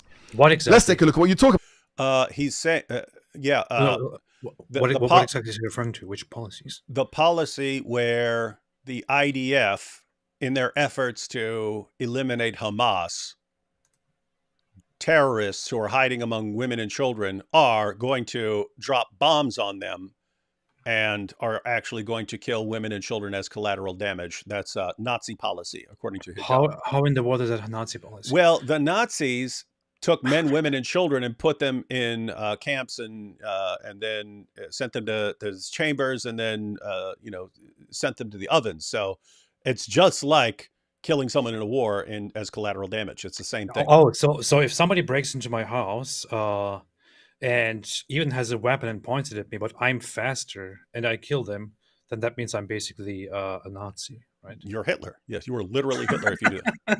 According to Mohammed Hijab, when it's convenient. When it's convenient. Okay. You got it? All right. Back to Hijab. But when you talk about the annexation of Gaza, Whether Israel annexes the Gaza Strip, as it damn well should, because the Palestinians have proved themselves incapable of self-governance in the Gaza Strip by allowing Hamas to overrun them. now this is beggars belief. Wait, Either you don't understand how. Wait. This is what he's referring to when he says Nazi policies. How in the world is that Nazi policy? I would say, given the current circumstances, I think if Israel could manage it, it would not be a bad idea to actually take Gaza and annex it. How is that Nazi policy? that would mean that every single country that has ever expanded territory, especially as a result of a defensive war, would be following Nazi policies. What is he talking? And notice if he wants to say, so suppose Israel just said right now, you know what? We're sick of all this stuff. You're sick. We're annexing it and we're forcing the entire population of Gaza out. We're pushing them back until we push them into Egypt or something like that. But they need to get out of there. Imagine Hijab's reaction. And once again, think about what his prophet would say about things like that. What did Muhammad say? I will expel the Jews and Christians from the Arabian Peninsula and will not leave any but Muslim. No one but Muslims. No one but Muslims. But wait a minute. Now think about this. What a Nazi. Who was there first? Jews and Christians were there before Muhammad. I mean, when Muhammad went to Medina, there were 3 tribes of Jews who'd been there a lot longer than he had. He moved there from a different place. He was not from there. And yet he expelled / exterminated all the Jews over the next several years. What a Nazi. And then wanted his followers to carry on the work and expel Jews and Christians from the Arabian Peninsula entirely. And yet, if anyone did this to any Muslim, Hijab would condemn it and say, it's our teachings forbid that sort of thing. No, they don't. No, they don't. What are you talking about? Oh, what a Muhammad was literally applying Nazi policies here. Muhammad was. Oh, see, notice, guys, those of you who make videos, Mohammed Hijab declares Muhammad enforced Nazi policies. Yeah. That's it. And then you play the little clips of what he said and then play what his prophet said. Or make it even more poppy and say, Muslim scholar declares Prophet Muhammad was a Nazi. Mm-hmm. That's how you do it. And then put a big picture of Mohammed Hijab on there with the word bubble saying, my prophet was a Nazi. There is no God but Allah, and a Nazi was his messenger. Baptist Barbie here says, I talk to Muslims every night on TikTok, and they have to be the most efficient. Yeah, I mean, keep in mind that's on TikTok. To be clear, they're very intelligent Muslims you can have great discussions with. But yeah, TikTok, you're not exactly getting the top brass. But if you look at Hijab and what's popular, pretty clear there are some problems here with what passes for serious intellectual discussion. I would say, so among all the social media platforms that we have, Islam seems to be the most successful in propaganda on TikTok. And that makes sense, given that TikTok also happens to be, I would say, on average, the lowest in terms of intellectual.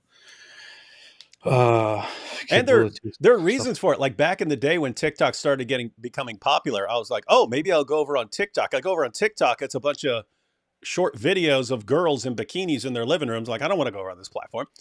But notice that's the first place Mohammed Hijab followers would go, right? Look at all these girls. Yeah. These are the girls we're going to capture. We're going to capture them. Alhamdulillah. So we'll stay here. And then, of course, they end up posting on it. And so That's the yeah, that's the they Islamic fit right in. paradise. TikTok is Yeah. basically a reflection of the Islamic paradise. Yeah. That's how it is. And then she says, and I'm a woman and a hillbilly and I'm smarter than them. That does have to be the problem, is that, women are supposed to be intellectually deficient in Islam, and yet women routinely school these guys. All right, hijab.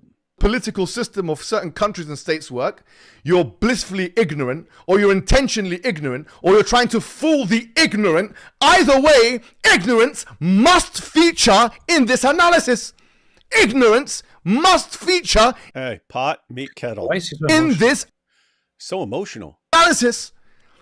If you're saying that Israel's not an apartheid state, but then in the next breath, you are recommending formal annexation through conquest, which as you Think about How in the world does that? What does think that how have to do with insane this is. annexation? Are you dumb, Yeah. man? Like the level of stupidity involved here, and the fact that his followers, not one of his followers would pay the slightest bit of attention. He's saying, you're saying Israel isn't an apartheid state, but you're advocating annexing Gaza because you withdrew from it, and then they're instantly taken over by Hamas, which then uses it to launch terrorist attacks against you. And you're saying, no, we got to end this. We can't let them have control of this territory because they put Hamas in charge. Therefore, we have to annex it. He said, you see, that's an apartheid state. Like, this guy's a lunatic, man. This guy's a lunatic. I mean, the entire history of Islam from that perspective would be one big history of apartheid state formation. Yeah. That's all it's ever been. Mohammed actually technically annexed land. His caliphs after him annexed land. All the Muslim empires annexed land. The Ottoman Empire annexed vast amounts of lands. So they are all just, terrible Nazis who applied apartheid terms. You heard it here, folks. Terrible. John here says, the leaders of the Middle East do not care about their Arab or Muslim brothers. They could let refugees from the West Bank. They could let refugees from the West Bank and Gaza. That's true. Not so much from places like Jordan and so on already have a ton. Syria has a bunch and so on, so they can't. But there are other Muslim countries, Saudi Arabia, you have very, very wealthy countries with lots and lots of land. And the response, of course, is, well, the Palestinians shouldn't be forced off their land or something like that. One, if you wanted to actually do away with the problem and your concern is actually the people, the men, women, and children, you might just want to say, okay, well, let's take them in. Okay, we lost that. And in order to solve this problem, we're going to absorb the entire population in other parts of the Muslim world. But notice, you don't even have to go that far. You could say, okay, yes, Palestinians can continue fighting for Gaza and fighting for the West Bank or whatever. But since there's a war in Gaza right now, let the women and children be taken out as refugees temporarily, and then once things have died down, then they could come back. They won't touch them. These other countries won't touch them, but they're quick to condemn. Oh, look at all this stuff! Look, Israel's dropping bombs and trying to kill Hamas, and they're hitting these women and children that we won't take out as refugees and won't even let across the border. So their logic is, so the Arab states tell each other that they shouldn't take Palestinian refugees because the logic is, this happened before and it will happen again. If they take refugees, then they might not be allowed to go back to their lands, and they might lose claim on their land, and Israel might expand, and this and that. So, the entire idea is, as you just said, it's like they think it's okay. People should be sacrificed for the greater good, like to protect the land, to protect that stuff, and this is the entire idea. It's like a psychopathic, idealistic tendency where they care more about the greater goal of just keeping that land instead of actually saving the people. Yeah, and it's I mentioned this before. It's like everyone's using a complex trolley problem here. It's like Israel is saying, okay, we can't continue this cycle of we wait for them to launch a terrorist attack and then we retaliate, and then we wait for the next terrorist attack and then we retaliate, and then we wait for the next terrorist attack and then we retaliate. We can't just keep up with that forever. So there comes a point where you just have to wipe out Hamas, and that's going to be a bloodbath because Hamas is going to hide in populations with tons of civilians and stuff there, and therefore they're saying, hey, we can't do this, but there's the other road that we have to go down really, really sucks. They're saying, but we have to go down that anyway. And then, this version is, well, we could stop this cycle of violence as well and go off in a different direction where we end up with a two-state solution. But we don't actually want to do that. We want to stay on the course. We want to stay this course of the endless cycle of violence. You know what's so funny to me? Israel is capable and was capable over much of the last century of eradicating the population of Gaza or deporting them, moving them away, committing an actual literal genocide, or basically repopulating that place entirely. They did not do it. If Israel was indeed what these people like Mohammed Hijab and others often claim it is, if it was indeed a state that does whatever it wants and that has no regard for human life, especially no regard for the lives of Arabs, and if Western powers and Western nations are indeed what these guys say, and they claim that they are on Israel's side and Israel does whatever it wants, they just get away with it, just little condemnations, nothing happens. Israel would have, eliminated them. Israel would have exterminated them. Israel would have moved them away, deported them. Israel would have gotten rid of all of that if Israel was indeed what they say Israel is. The mere fact that Israel ruled over these two lands for so long and decided in the end, after many decades, to give them autonomy and work toward independence again, shows that Israel is not what these guys say Israel is. Plus, not only that, Israel also has a 20% Arab population. Yeah. So basically, given what you're just saying, you've been pointing out, this has been going on for a long time. Israel has been working towards a two-state solution for a long time. They offered it a bunch of times. And now you can tell by them pulling out and so on, they're trying to set the stage for a two-state solution, but it's, hey, we'll give you the two-state solution as long as we know we're safe in the process. And then, so the other side says, we don't want you to ever be safe in the process because we don't want a two-state solution. To be clear, there are tons of Palestinians who would like a two-state solution. The ones in power, at best, ever, only want a temporary two-state solution. They want a more a better base for terrorist attacks to eventually wipe out Israel. That's what they're trying for. Layman Christian here said, "How do you guys deal with the dishonesty? I find myself getting rather frustrated. Why believe one's own lies?" That just goes with the territory of Dawah. They actually believe it's okay. They believe it's good. They believe it's fine in arguments. So if you have to lie in arguments to convince someone to convert to Islam, that's good. You're doing them a favor. So why not lie? What's the problem? So they believe that, and so they lie there, but they lie in any situation. The view, and this goes back to the time of Muhammad, the view is always, if you can spread your lie faster than anyone can correct it, you win. If you can spread your lie faster than anyone can correct your lie, you win. You win. You get your view to become dominant, and if you mislead enough people, they can silence the critics who are speaking the truth. That's the view, and you see it with hijab. It's always notice what he's doing right now, jumping on all these shows and stuff. It's the exact same thing they do with Dawah in their arguments. They're looking for people who don't know anything about Islam in order to get their ideas across to a bunch of ignorant people.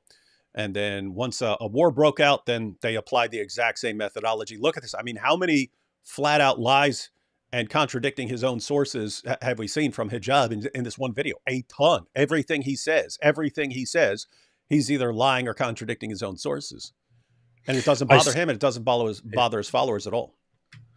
I saw a research earlier, which is conducted by the Washington Institute and a Palestinian policy something, and the latest results from 2020, so just 3 years ago, which shows that in the West Bank and in Gaza, the Palestinians polled, it says, so the question is, if the Palestinian leadership is able to negotiate a two-state solution with Israel, do you think that this should be the end of the conflict, or that resistance should continue until all of historic Palestine is liberated, meaning that all of Israel is, gotten rid of and it's all Palestine. In both regions, roughly 60% of the people say resistance should continue until all of historic Palestine is liberated, even after an agreement can be reached for a two-state solution. And this is kind of a refutation of those who think that it's just Hamas. Sorry, 60% roughly of the population says that it should continue until Israel no longer exists. Only around like 30-something% say two-state solution is okay. And so what's the main obstacle towards any sort of two-state situation here? The guys who say, no, the only acceptable solution is to wipe out the other side. That's it. That's the obstacle. Yes. And guys, I've said before, Israel's going to do all sorts of things that I would regard as messed up. And why did you not show more restraint? It's going to happen. At the end of the day, it's just personality-wise, I tend to fixate on what is the main obstacle, what is the main obstacle to any sort of peaceful resolution. So just to put it all together. So if you have these two groups and they're fighting and so on, notice all the possible outcomes here. So one is, the Palestinians wipe out Israel. That's one. Or Israel wipes out the Palestinians. I would rather not have either one of those situations. I would rather not have entire groups of people completely wiped out. So those are two possibilities. Do not like either one of those possibilities. The third possibility is neither side wipes either side out, but the situation just keeps going the way it is. This endless cycle of Hamas builds up its weaponry, attacks Israel. Israel does massive retaliation, bombs them down to nothing. And then, Hamas spends the next few years building back up, building more tunnels and so on, and just keep this up forever. Well, that's not good either. You don't want to keep up this endless cycle of violence forever. So what's the way to avoid it all? Well, some sort of two-state solution. And what's stopping that? Hamas. So what is stopping the only remotely peaceful outcome here? Hamas. Okay, then Hamas is going to get the vast bulk of my criticism, because Israel would love to be done with this, and there are Palestinians who would love to be done with this, and Hamas says no, we're not done with this until that side is wiped out. So what they're saying is no, we don't want two-state solution. We want one of the other options that I don't want. And so, hey, if they want one of the unacceptable options, all right, I have to be against them. The point is, Israel wants the only acceptable outcome. There are Palestinians who want the only really acceptable outcome, and Hamas is blocking that. So they're the problem. Back to hijab. Is against international law, but you don't care about international law. Forget international law, no problem. Wait, what do you say? Don't call What's or you're trying to fool the ignorant. Either way, ignorance must feature in this analysis. Ignorance must feature in this analysis. And your video. If you're saying that Israel's not an apartheid state, but then in the next breath, you are recommending formal annexation through conquest, which, as you know, is against international law. But you don't care about... You can't conquer another land? Why? International law. Forget international law, no problem. Don't call your country a democracy. Don't call your country a pluralistic place. Think about this. Ben Shapiro saying, we gave them Gaza. We just gave it to them. We pulled back. We pulled out. And they put Hamas in power, and now they use it to launch terrorist attacks. Heck with that. We're going to go back in there and annex it, and then we can't allow Hamas to control that territory. And Hijab says, nope, you're basically Nazis. And you're against democracy because you're saying we can't let Hamas just maintain power of this area right beside us when they're just going to use it to launch terrorist attacks. For those who don't know, Israel literally had the chance to annex both Gaza and the West Bank, and they decided against it. They tried to give it away, didn't work, so they decided to release them and give them self-governance. So Israel literally, really, in practice, tried the opposite of annexation. It again results in conflict because the other side doesn't accept Israel's existence.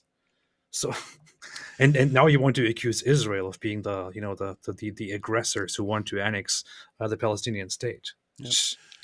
Cheryl here said 20 plus Arab nations, 40 plus Muslim nations, 1.8 billion Muslims versus one Jewish nation, 8.66 million Israelis, 15 million Jews. That's 15 million Jews worldwide.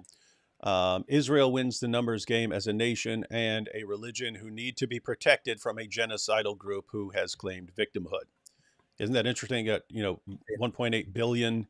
And it's not, to be fair, it's not all Muslims who are calling for Israel to be wiped off the map. It's a lot, and it's way more than the 15 million Jews out there. And so, yeah, that is, by the way, that's part of the reasoning that's always underlying all of this. It's you can look at it and say, oh, here's little Israel and here's little Gaza and stuff like that, and they're fighting. And you can't ignore the bigger idea that the real idea is that for the Muslim world, they can't have this one little piece of land because they're Jews. Yeah, that's the truth. I mean, that's the plain, simple truth. Let's just not lie about it. Let's not deny it. This is not about politics. This is not about a different country somehow oppressing or whatever a Muslim population. The same thing happened in our time in different lands. Nobody cared. This is just about the fact that number one, to be fair, main issue is that these are Jews. And number two is that this is the region, specifically that this includes Jerusalem. So they will not accept that. They think that they are supposed to be, controllers of this place. They are supposed to hold it. They are supposed to have it. And it's also because it's Jews. They will never ever accept Jews to have self-governance in the middle of, Muslim states and over Muslim people. Mr. Cranges here says, is Al Jazeera the CNN of the Middle East? Yeah, pretty much. Seems they don't like Israel much. Yeah, they don't. May Alan guide you both, you Islamophobes. I think he's playing around because you can't. Did you do that deliberately or by accident when you said... No, I did it deliberately. Okay, I love it. that's good. Yeah, So AP's starting that? Or a liberal place. Don't be stupid. You're calling for annexation because the Palestinians are not capable of choosing the right people. So you must make the decision for them, don't you, Ben? You must make the decision. They chose Hamas. Yes, if you choose Hamas, you can't be trusted to choose your leaders. Sorry. Them. Yeah, I also want to point out one more time. Notice just following his own reasoning here. It's like, oh, look at all these Western nations went and attacked Hitler. You're saying, oh, you can't be trusted to choose your own leaders there and to have your own leaders. Right. If you have Nazis in power, you don't get to choose. You don't get to choose, and don't complain when other nations stop you. What are you saying? Yeah. I was also saying. I also want to point out that he's just being completely deceptive here. I'm not sure if his own audience is completely ignorant, but apartheid has literally nothing to do with what he's describing. No, he's talking about two totally different things. Yeah. He's just saying, hey, any country that goes to war with another country over, because the other country is insanely violent and genocidal, that's apartheid. Stopping people from wiping you off the map. You see, stopping terrorists, that's apartheid. Anyone who stops a terrorist it's an apartheid state. It's like a lunatic. And this is like their most popular guy right now. This is awesome. If somebody attacks you in the street and you punch them, that's apartheid. See, that's apartheid.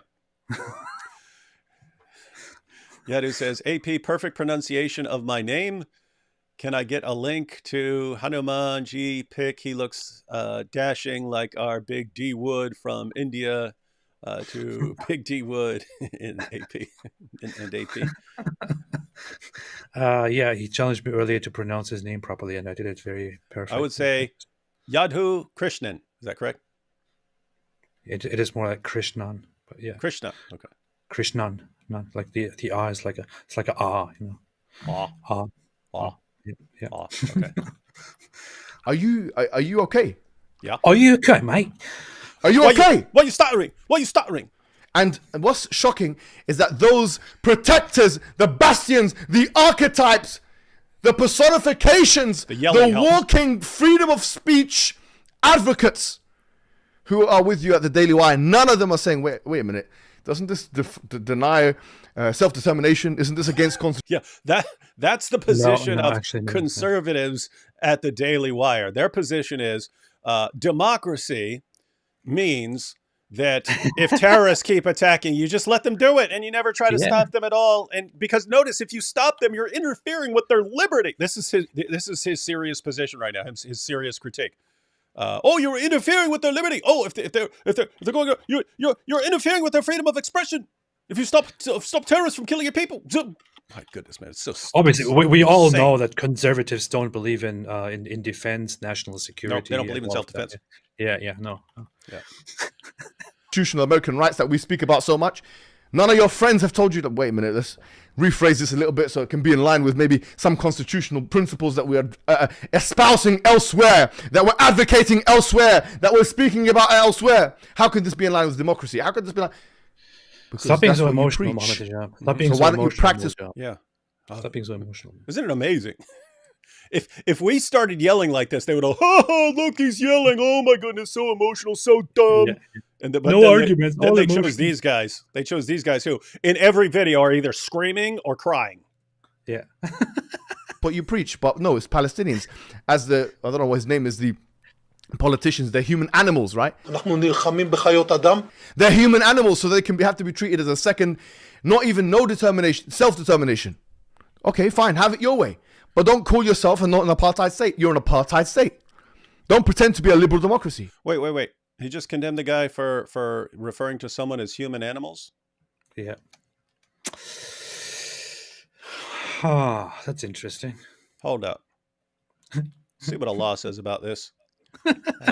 So Allah, Surah 98, verse 6 says, verily those who disbelieve in the religion of Islam, the Quran, and Prophet Muhammad, from among the people of the scripture, Jews and Christians and al-Mushrikun, will abide in the fire of hell. They're the worst of creatures. So we're actually lower than animals.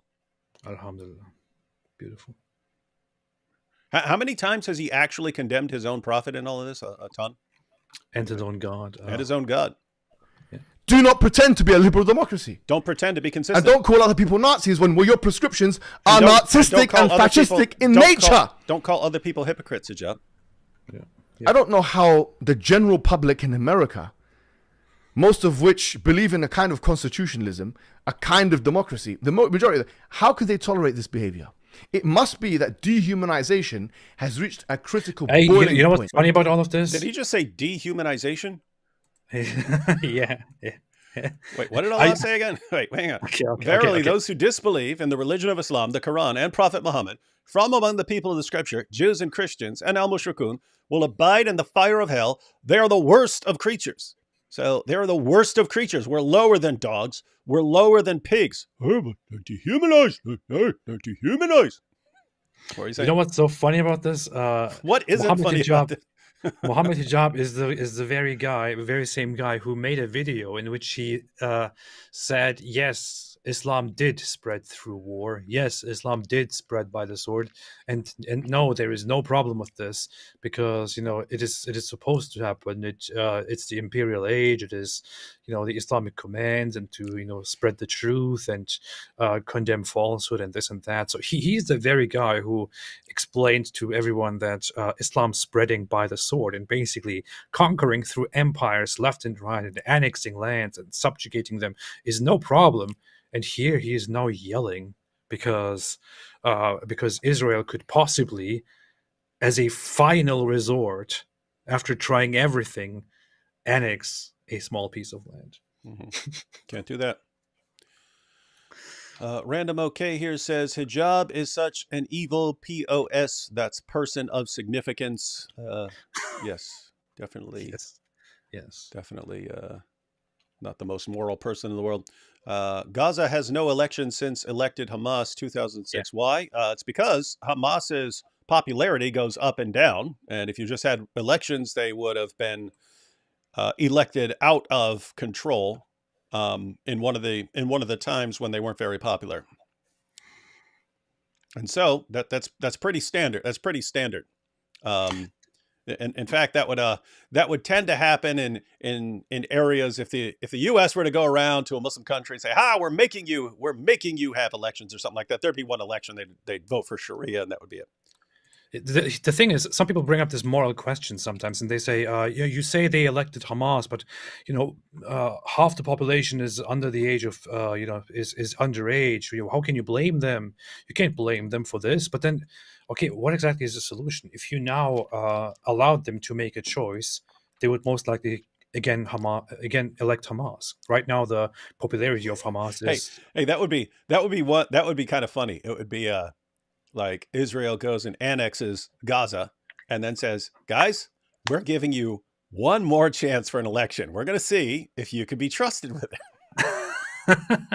and if you make the wrong choice again, we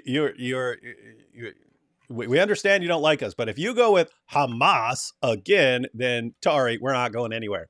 If you make a better choice of someone who's actually interested in protecting the people there and getting rid of Hamas and working towards a two-state solution, then we would say we can start to trust you. Senke here says, if kuffar get Allahu Akbar, they celebrate or cry Islamophobia, but we have to condemn others with zero or negative evidence, or we're paid by the IDF. Yes, you have to. Whatever the latest Dawa story is, you have to go with that, or you're being paid by the IDF. Alhamdulillah. Beautiful. And thank you for the shekels, San K, our friend in Mossad. Critical mass. It has to have reached critical mass where these people now, honestly, their death and the images that we saw in the beginning of this video are inconsequential. It must be that they're inconsequential. Absolutely sickening and disgusting.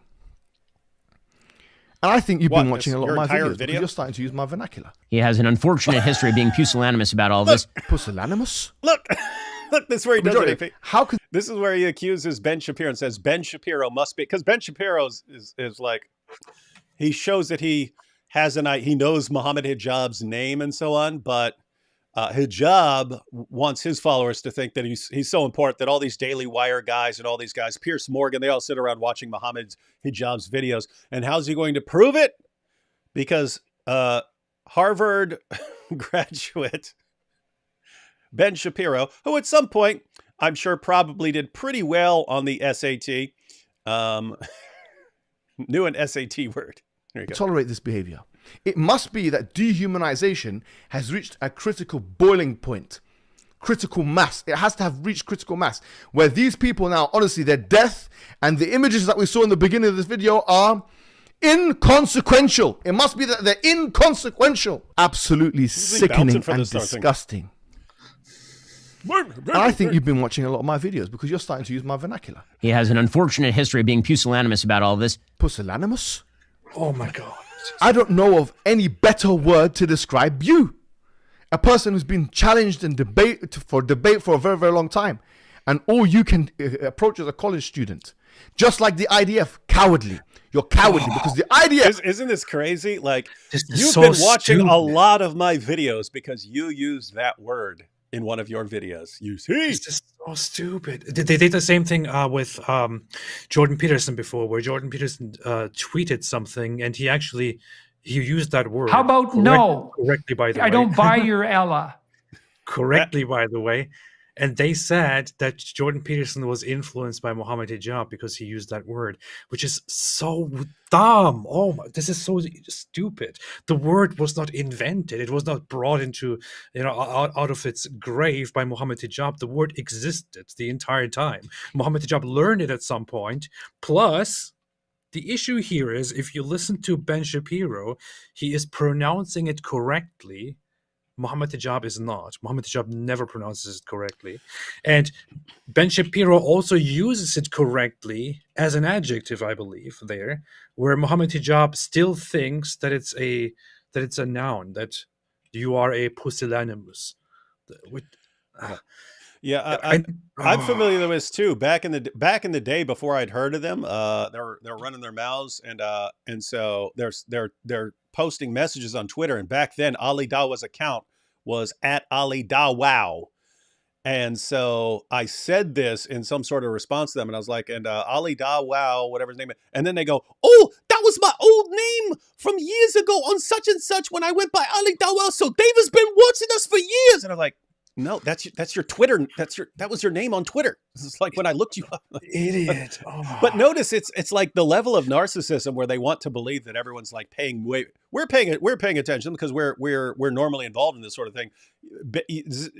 Does Mohammed Hijab seriously think Ben Shapiro sits around? I mean, I can't imagine a busier guy who puts out 50 videos a day on current events and everything that's going on in politics. And Hijab seriously thinks that Ben Shapiro sits around watching Mohammed Hijab YouTube videos. And his evidence is he used the word pusillanimous. This is so cringeworthy. But notice, even that, it's the exact same thing with the, why didn't you introduce me as an Oxford graduate? Why didn't you say that? It's like he craves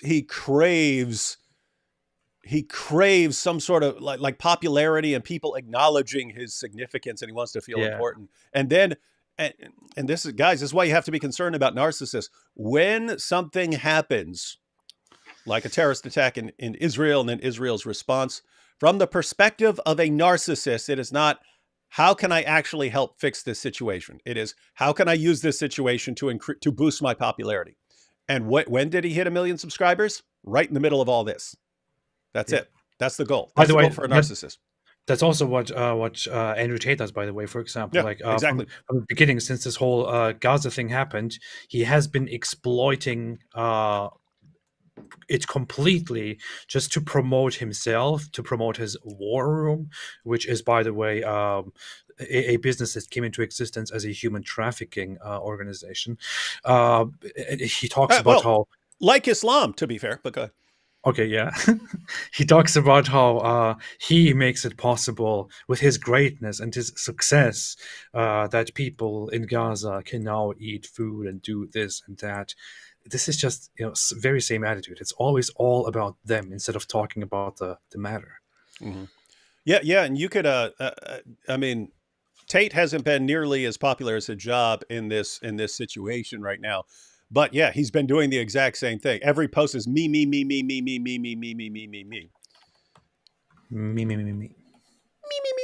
No, that's Ali Dawa.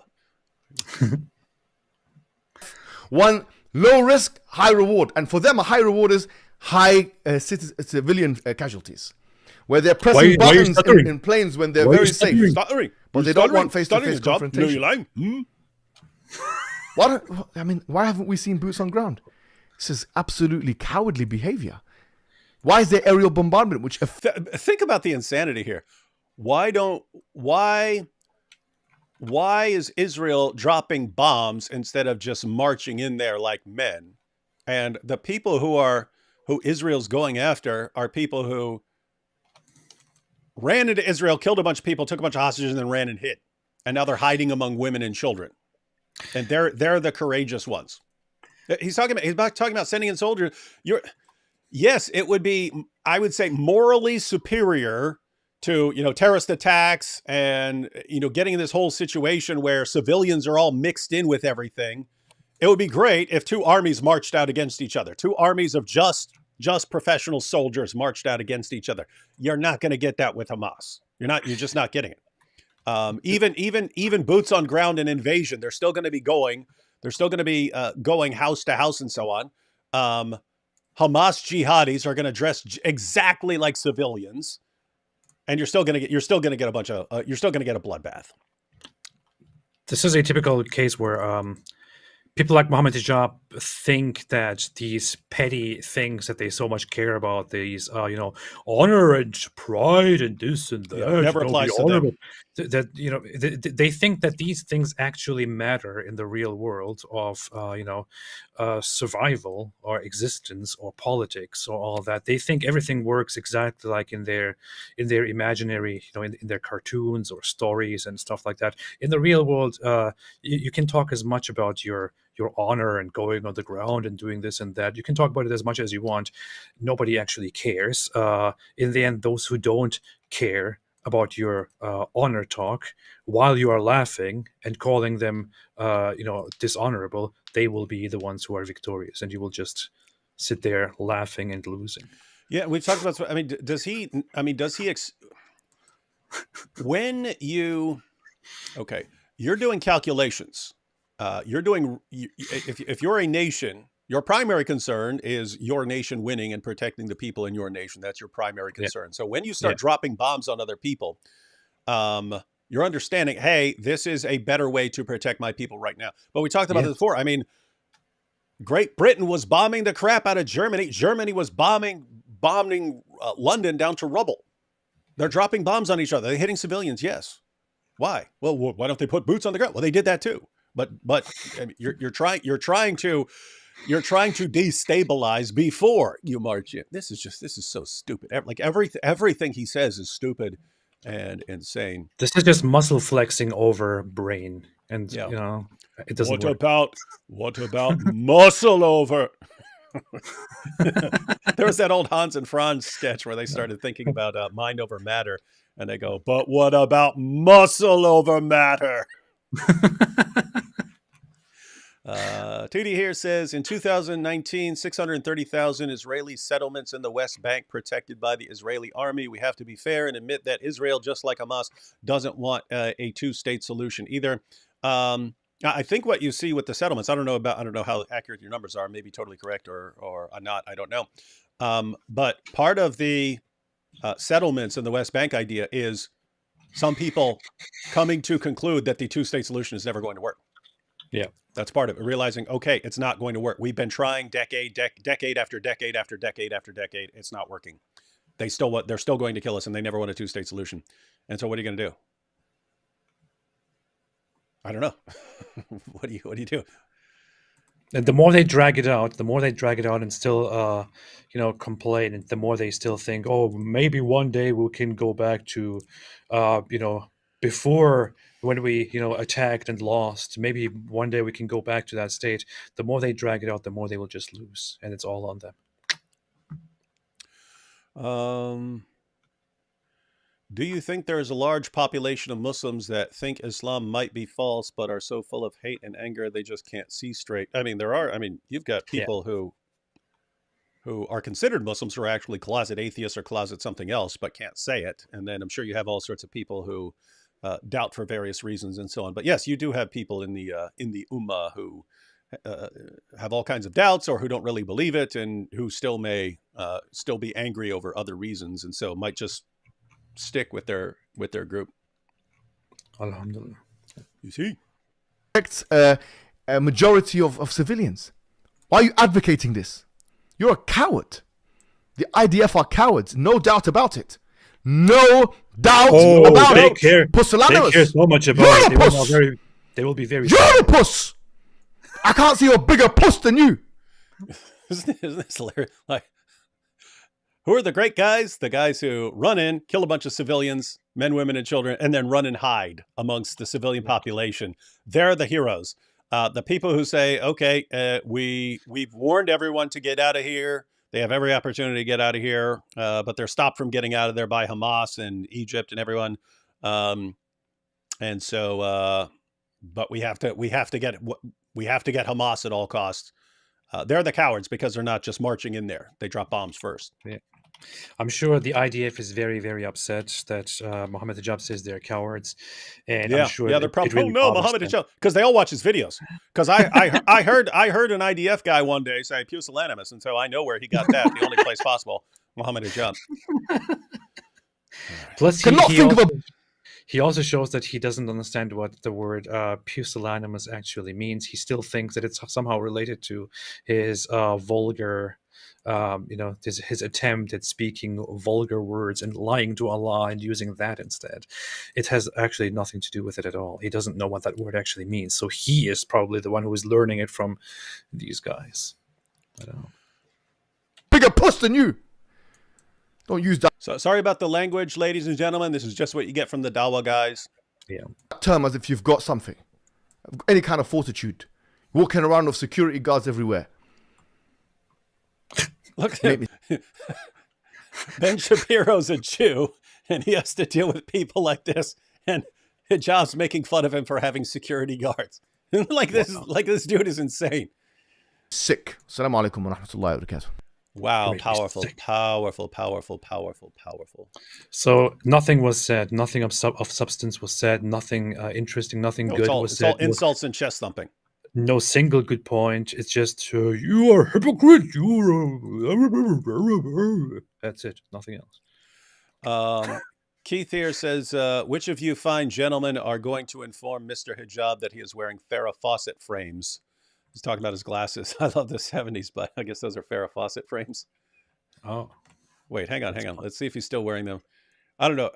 I don't think I want to go through this whole other video. It is shorter, but let's see if he's still wearing his glasses in this other clip. Are these the correct? Assalamu alaikum wa rahmatullahi wa barakatuh. How are you guys doing? Claims? He's wearing a Farrah Fawcett shirt, I'll tell you that. I said he's wearing a Farrah Fawcett shirt. That was classic. That tied right in. Look at him there. Do you understand what I'm saying about his shirt, though? no. That doesn't look like a doll shirt to you? Hey, Hijab, go back to the store where you got that. Go back to the store where you got that and ask if they have a men's department, because I think you missed it the first time. Be a man. Yeah, be a man. All right. So, what's everyone think of Hijab's case? Did he make any powerful points? It was all powerful, of course, man. Everything is powerful. Let's watch I don't even remember what he said here. Let's watch a little of this and take some super chats, sort of get through all the super chats real quick while Hijab is talking. Don't we have enough of Mohammed Hijab? Yeah, we do. I want to see him talk with this shirt and be trying to be intimidating in the most effeminate shirt I've ever seen in my entire life. I mean, I can imagine him standing up right now and having some Daisy Dukes on with that thing. You know what's the funniest thing to me? That these guys actually think people are intimidated by Mohammed Hijab. Yeah, that's what's funny. I mean, a guy who's about 180 years old tapped him on the jaw and he almost fell over. And he's sitting here wearing a doll's shirt and Farrah Fawcett glasses, probably in some Daisy Dukes. And but if I talk like this, then it really impresses my fans until everyone's scared of me. All right, let's see. I've made a video about Ben Shapiro yesterday, and he has responded. He's responded on Piers Morgan's this is a response to Piers show. Morgan. So let's take a look at what he says and respond in kind. We're not talking about Hamas. We're talking about children here. We're talking about women here. We're talking about elderly. His screams are reminiscent of an Austrian painter. I think we all know who that Austrian painter is. Yeah. Okay, so this is cool. My favorite painter. We actually get Ben Shapiro's response to Hijab. Although we all know Ben Shapiro sits around watching Hijab videos all day, as evidenced by his use of the word pusillanimous. People. Yeah. You make me sick. You make me It's funny sick. that they picked that clip. What's your response to that, Ben? I mean, that will be, I'm sure, a reaction you've heard from a lot of people. What do you feel about that? I mean, my obvious response is, of course, I feel horrible for the people who are being held by Hamas in a state of tyranny for the past 15 years. Hamas was the elected government in Gaza in 2006. There hasn't been an election since then. All the people who are today ranting, as you heard Mohammed Hijab doing right there, I don't hear them. You see, he knows my name, even though they just said the name, but he knows my name, and he knows the word pusillanimous. This is conclusive proof that he sits around all day and all night watching my videos. He watched all my videos. He watched all of them. He knows it very well. Talking about liberating Gaza from Hamas, which is the greatest threat to the way of life of Gazans on planet Earth. Again, I have nothing but sympathy for Hamas, for the people that Hamas is governing, or the people that Hamas is exploiting, really. I have nothing but sympathy for civilians there.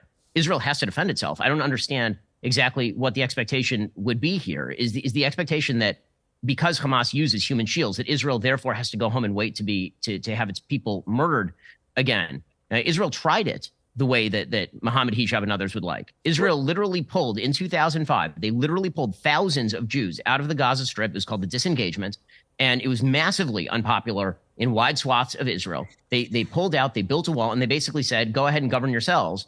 And this is the result of that. You think anyone in Israel, no one in Israel wants to reoccupy the Gaza Strip. No one. That's why Israel has been studiously avoiding reoccupying the Gaza Strip since 2006, despite the fact that they have been living underground in large part. So notice people would say, but he's talking about annexing. He's saying, yeah, we don't want to. We don't want to do this. We don't want to do this. Wants it. Yeah, it goes back to that example I mentioned in I think it was a previous live stream, but where the Jewish guy said that it's the situation. If you want to know what it feels like there's a guy, a terrorist, who wants to kill your kid, and he has a gun and he wants to kill your kid, and you've got a gun, but he's hiding behind his kid. You don't want to be in that situation of having to choose to either let him kill your kid or you shoot at him and have a good chance of hitting his kid. You don't want to be in that situation. That's the situation we keep getting put in. What are we supposed to do here? Yeah, it's cool. They let him shoot you. Played a good little in Israel for weeks at a time because of rocket attacks that have been fired on a regular basis from the Gaza Strip. Now you'll notice that what he said is that, of course, I feel horrible. He says, of course, dude.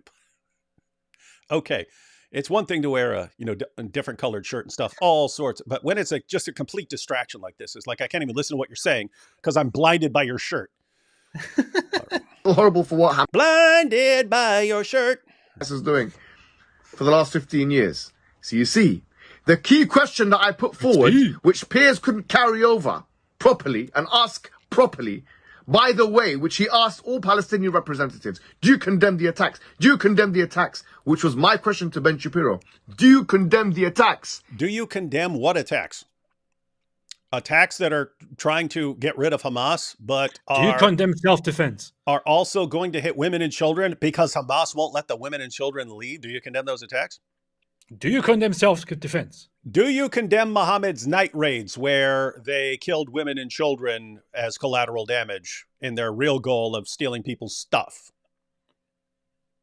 He couldn't, and he didn't, and he wouldn't answer that You won't question. condemn your prophet. Why? Because everything must be scapegoated to Hamas. Actually, everything must be scapegoated to Hamas. He answered the question. He literally answered the question. He actually answered the question. He said he answered the question. He said, "What else do you want to do?" I don't think that this is something worthy condemning. I don't condemn it. What else do you want to happen? That's basically what Ben Shapiro is saying. Apparently, Mohammed Hijab doesn't get it because he's dumb. I don't know. Mohammed Burka's very academic hissy fit is really molesting my ears. At least they are of age. May Allah help his microphone. Yeah. Before Hamas was an entity, the terrorism narrative was still in force by the Israelis against the secular PLO. This cannot and it will not fly anymore. Because they Secondly, were literal terrorists. my question to Piers Morgan is, why didn't you ask this man the same... Everything is always, oh, you asked this other guy this, and why didn't you ask this? I mean, Piers Morgan actually played a clip of Mohammed Hijab and then asked Ben Shapiro to respond. How do you respond to people who are pointing out that the retaliation from Israel is going to that's going to have a pretty messed up impact on civilians, men, women, and children there? And Ben responded to it. Yes, it's terrible that these people, because of Hamas, are in this situation. Are you saying we don't defend ourselves? Is that what you're saying? We don't go after these guys, and that therefore any terrorist could just come, murder a bunch of people, and just run back and hide among civilians? And we say, oh, we can't do anything because there's civilians over there. Have you heard of Black September? It happened in the 70s, early 70s. Where the PLO, the secular, the Palestinian Liberation Organization, during the Olympics, organized a terrorist operation where they took the Israeli team hostage. No, they only took the combatants hostage. The Israeli Olympic combatants. Yeah. They took the Israeli, the Israeli team hostage, held them, demanded the release of other terrorists, and then eventually killed all of them. That's what the PLO did. The PLO was an actual, literal terrorist organization back then.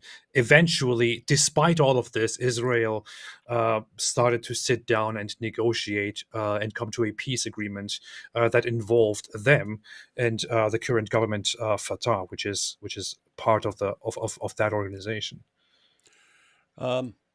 Just seeing some comments about Hijab's books in the background. I don't know if that's his place, but yes, I have to point out my book selection is way better.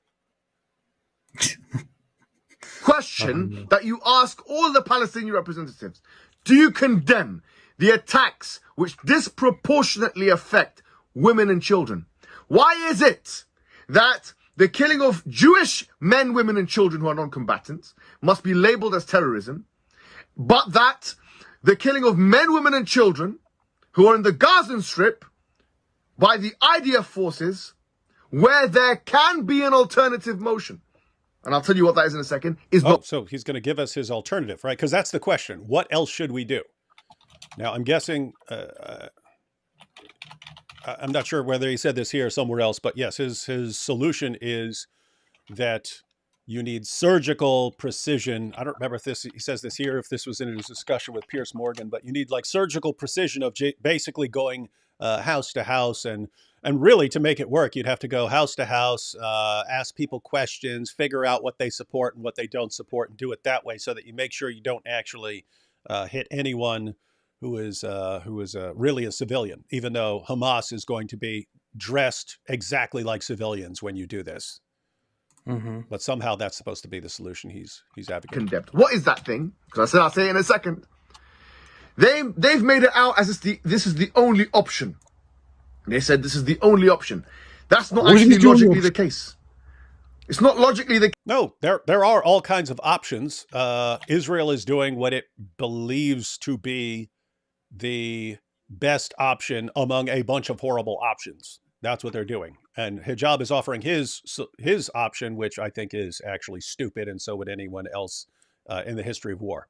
It's that the only option to fight Hamas is to disproportionately affect civilians, women, and children. What other options are there? Face-to-face confrontation. Face-to-face is not going to stop civilian casualties when your jihadis are dressed as civilians.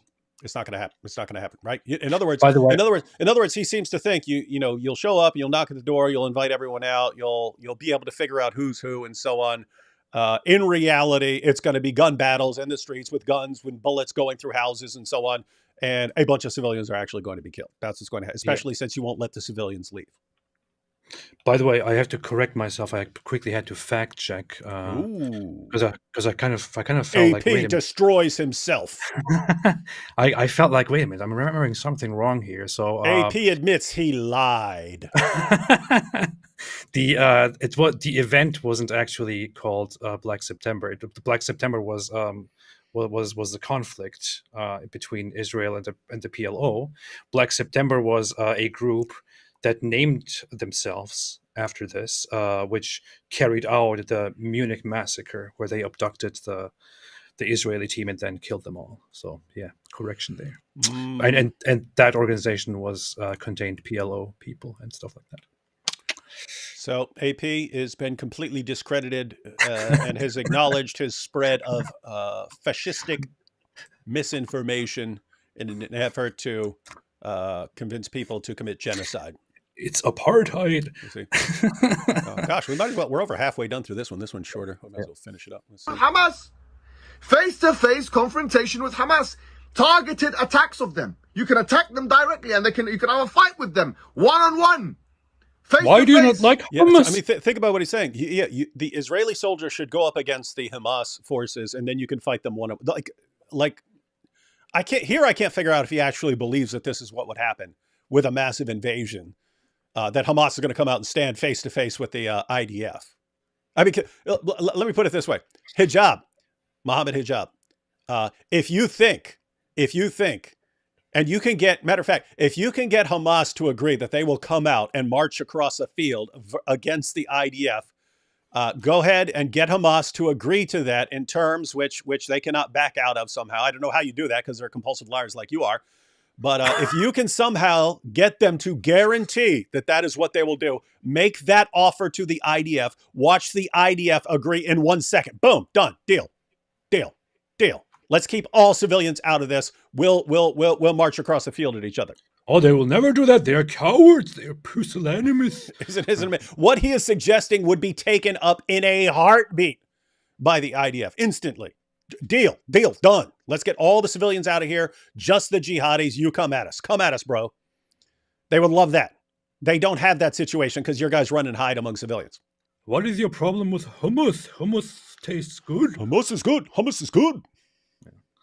Man to man, woman to woman, if you've got them in your IDF forces. Let them fight. Why do you have to kill 95% of the injured are civilians? More than that. Maybe 99% of the civilians, the people who are injured are civilians.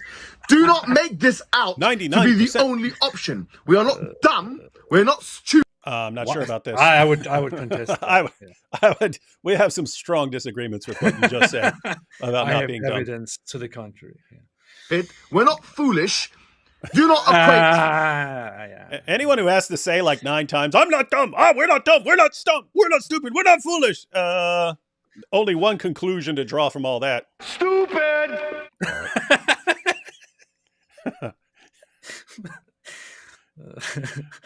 Quick question. Hey, this is from your buddy Yadhu.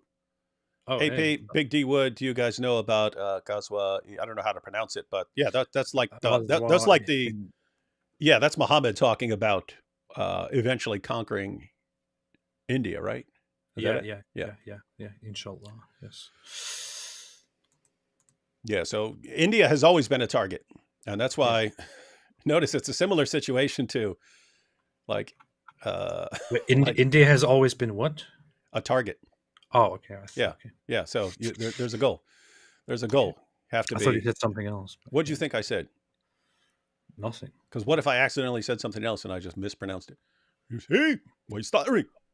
I don't know. I thought you said something else. Yeah. Israel has a right to Well, I'm wondering if I actually did. And defend itself. With Israel has a right to annihilate, a civilian population. Following Muhammad's teachings, they would. Following Muhammad's teachings, they would. But notice, Israel at any point, for many decades, could have completely annihilated the population and moved in. And look what he says. He says, frankly, I don't believe, that a proportionate response to terrorism. I don't believe in a proportionate response to terrorism. I believe that the response to terrorism should be wildly disproportionate response. That doesn't mean... Why are you stuttering? You can't even pronounce disproportionate. Why are you stuttering? Why are you stuttering, Joe? Is he quoting Ben Shapiro right now? Yeah, he's quoting Ben Shapiro because that's what Shapiro said. He said, I don't... They're saying, hey, what about a proportionate response? I don't believe in a proportionate response to terrorism. I believe in a wildly disproportionate response to terrorism. Yeah, why is it a problem? Why is it a problem? Because Hijab's saying, but what you really mean is the complete annihilation of the population. That's not what they mean. That's not what they want to do. Yeah, I have a question here. Muslim countries, especially Turkey, which is at the top of this, Turkey is waging a war with a Kurdish separatist organization called the PKK, and has been doing that for, I think, 40 years now. And Turkey has a strict policy of no negotiation with terrorists, crush them, bomb them, and so on. Does this mean that he should be denouncing Turkey and he should be calling them an apartheid state and Nazis and so on? I'm asking because I'm pretty sure that he praised Turkey in the past. He praised the government, which, by the way, does exactly that, and so on. I don't understand what's going on here. Well, you're applying a concept called consistency. It's not part of Hijab's brain, so give that up. What is it called? Consistency, said. Hijab's like, it's got the word con in it, so it's all part of my con. You see. Matt here says AP is the Messiah. No, he's not. Dizzle is his messenger. Here is my weekly jizya. Love you guys. Good work. Kaber. What's Kaber? Good work, Kaber. What's a cobber? I don't know. I have no idea. I don't Then we know have what they mean. Daniel Hakikachu's strap-on pleasure machine says, "Be a man, you see, be a Chad." That would be funny. That's what the IDF should do. They should just blast on speakers going, "Come out, you cowards! If you don't come out and face us, you're all cowards! You're cowards, you little weaklings! Come out You and fight Finnish like men, you boy!" little weakling! Mohammed Hijab says that you shouldn't be hiding behind civilians. You should be men. Fight face to face. Why are you stuttering? Fight Why are you face to stuttering? face. Stop stuttering, Hamas." This guy's awesome, and he's doing it all wearing an actual like life-size doll shirt. He probably took it off some creepy sex doll that he has. Anyway, targeting civilians. He's using his words very clearly, not targeting them, but implicating them, yes. Implicating the majority of them, yes. Yeah? Are you telling me that, okay, it doesn't mean targeting them, but if you're going to do an action... I've seen my grandma rock that shirt. That's what it looks like, a grandma shirt, doesn't it? Yeah. Anyway. Which is going to assure, yeah, beyond reasonable doubt, that the majority target is going to be civilians, that's not, in a sense, targeting civilians. This Mohammed is a Hijab, wild contradiction. I don't see what the problem is. Mohammed Hijab, I think terrorists, there should be no mercy. There should be no, the terrorists should be bombed, bombed back, and they should be eradicated in this case, especially since they don't seem to, agree to any other way. So, yeah, if that's a problem, then I don't know. I'm pretty sure that lots of people say that, and I will repeat that here as well. Yeah, there should be no proportionate response. There should be a very severe response. Yeah, because I mean, part of what you're trying to do is make people not want to do it again, or if you know the terrorists are going to want to do it again, at least end the population support for them. You're trying to program people for the future, so that the next time they're saying, "Hey guys, let's hang glide over that fence and go massacre a bunch of people at a concert," you want people going, "No, we're not doing that again. Do not do that again. Look at what it did last time. You know what happened last time. It was not good." Yeah. I'm Sacagawea's granddaughter, and I love you guys. Keep up the good work. Yes, it's good. Everyone loves us. Everyone loves David Wood and AP. And I know that you know that. I know that you know that. I know Piers Morgan knows that. I know Ben Shapiro knows that. I know the Daily Wire knows that. I know the British public knows that. I know the American... They all know that because they all sit around watching my videos all day long. I know you know. They can't take their eyes off my shirt. I know that. I know. Okay. American public know that. And I want to say something. When he was answering the question, didn't you see in his face him stammering and staggering and stuttering? Stuttering! It's funny that he says stuttering while he is stuttering. That's just. Hey, and you saw what he was doing. He was stuttering. How dare he? It's again all about him. It's all about his ego, of course. Perfect. That's it. Perfect time when people are dying. Boy, people are dying. You see, he's scared of me. He's scared of me. People are dying. Hear from Brigham Young, peace be upon him. Here are some super shekels from Mossad. If Mojab loves degrees so much, why does he follow Momo, the illiterate false prophet? Yeah, I mean, Prophet Muhammad didn't go to Oxford. What? So can't trust him. Really? Imagine that person who looked defeated already. Imagine that person who, he wasn't even with me face to face. He wasn't even responding. Imagine if I was there flexing on him, tearing my shirt off and doing a little dance for him. He would be terrified. Yeah. Mohammed Hijab. This guy's crazy. This guy's, I can't get over it. I love this guy, man. Like, nobody if you put together the ideal person you, as a critic of Islam, want representing Islam, it's this guy, but then in a slightly different direction. If you emphasize some slightly different features, it would be Daniel Hakikachu. But these are the guys. These are the guys. Mohammed Hijab is like, I'm the least intimidating person here. And Mohammed Hijab was scared of me and backed out of a debate with me. So I don't know why he's talking now about. So did Jake, the Muslim metaphysician, face to face with Ben Shapiro. And I mean, Ben Shapiro has a slightly annoyed look on his face because he's clearly been ticked off since the terrorist attack started and so on. But he didn't look like, oh no, what do I do about this powerful response from Mohammed Hijab? I just don't know. He didn't seem like that at all. Plus, I have this thing when somebody yells at me, I uncontrollably get a little bit agitated and Shut up! Have this Shut response. up! I'm yelling at you. Like, shut up! I have that response to when somebody yells at me, no matter who it is. It's a quite normal response. Good to know. You're mirroring something in your head, and it's very normal. That doesn't mean that you're actually scared of that person.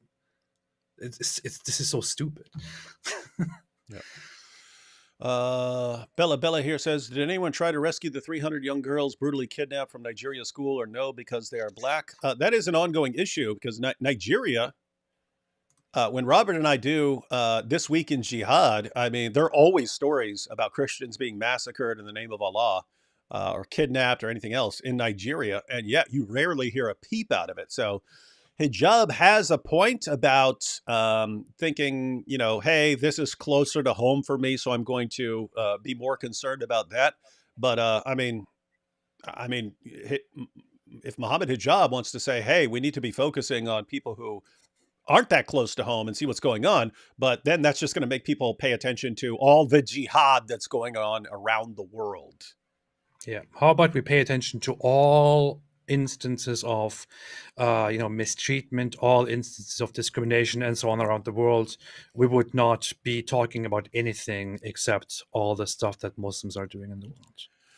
Joshua said Mohammed Hijab is the king of missing the point. Yes, he is. The all-time king.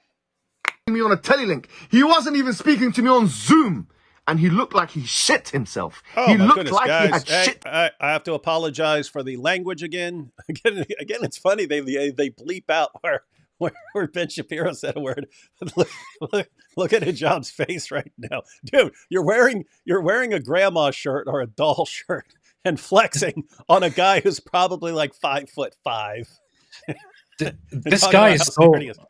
This guy is so neurotic, so emotionally unstable, and then he goes around saying, "Look, this guy is scared. That guy is emotional. And emotions, no arguments." This is the most neurotic. Seriously, the most emotionally unstable person that I can think of in terms of the whole realm of debates. And this guy really calls people out and mocks them when they get emotional about something. You don't seem to realize, Mohammed Hijab, because you apparently your brain is severely damaged or something. I don't know what it is, but when you yell uncontrollably at people like this, that means that you are being emotional. So just so you know, maybe you could learn this somewhere. I don't know. Can you imagine if we sit around making videos where we're just screaming at this? We're screaming at the screen the entire time. They would all mock us for it. Why are you so emotional? What are you doing? Why can't you just present your points calm and rationally? Yeah.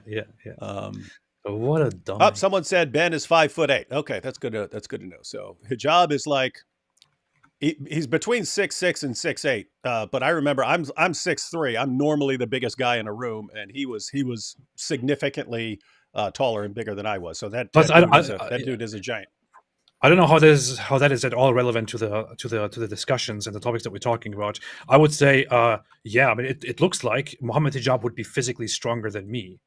So, okay, what are we going to do with that? You see, that's why you're scared of him. You see, and so is Ben Shapiro. This proves that Islam is true and that Israel is evil. That said, I would say that he might be physically stronger than me.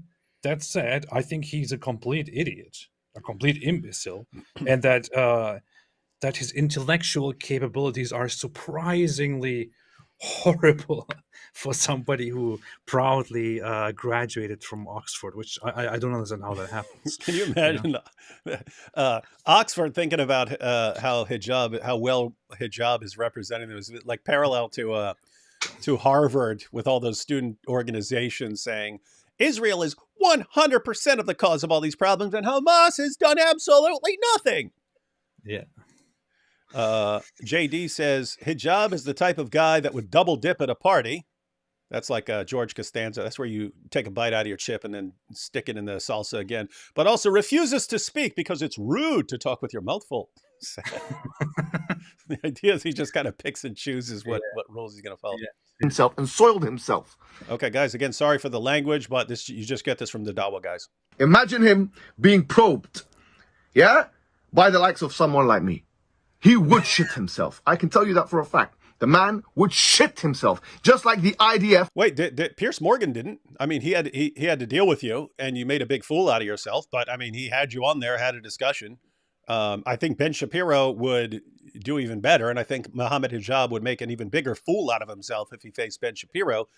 But no, this is Hijab. Notice the entire reason for all of this is, again, you've got a situation. Hijab sees this situation as a situation where he can increase his popularity in the Muslim world. And so how to do that, just keep running your mouth saying everyone is scared of you, get on bigger and bigger platforms, become more and more popular just because you're insulting the other side, not really making any progress. And so that's what he's doing right here. He wants Pretty sure Piers Morgan loved actually having him on there because he loves the whole, some idiot coming there and screaming and making himself look like an idiot. That whole heated exchange. Oh, and I mean, think about that. He's messing around. He's messing around getting 5, 10, 12 million views per video, not counting the clips and so on, just with the main interview. I mean, he's making piles and piles of money. Every one of these guys he has on. And they're like, oh no, we're really showing Piers Morgan. You're making him rich. Yeah. Good job. Great job, guys. Piers Morgan should do that. Every time they walk in, he should have like a growing pile of money behind him. That'd be funny. Themselves from face-to-face confrontation. The only thing that they can do is press buttons in a fortified place. لا يقاتلونكم جميعا إلا في قرى محصنة أو من وراء جدر. They don't fight you all together except in a fortified place or behind walls. Wow. That's what you're about. Low risk, high reward. You're cowards. And you all know that you're cowards. You all know that you're cowards. Just like Ben Shapiro was staggering and stammering. Staggering and stammering and stuttering. God. When he even saw my face. Says the same guy who backed out of a debate with me. With the Apostate Prophet.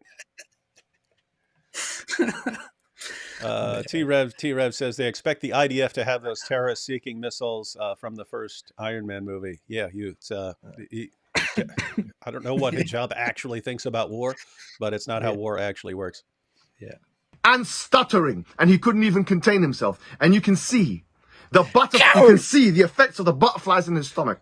The diarrhea being created in his bowels because he couldn't. Why don't people want to interact with me when I keep talking about the diarrhea within them pouring out and the stuttering?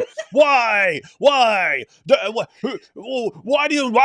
aren't you taking me seriously and having me on all your shows? Because you're filled with diarrhea, and it would sweat out if you ever sat with me face to face. It's like the biggest. My God, I love this. What's funny? I love this guy, man. This is awesome.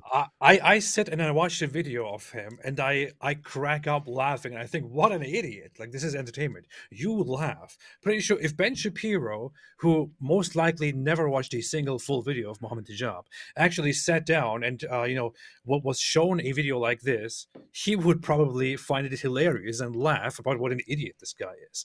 And these guys really think that people are actually intimidated. These guys really think Ben Shapiro, if he saw this, would be like, "Oh, what am I going to do? What is this guy saying?" He said diarrhea. He said there's diarrhea inside me, and it's about to squirt out, and I'm so scared. Oh no, what do I do?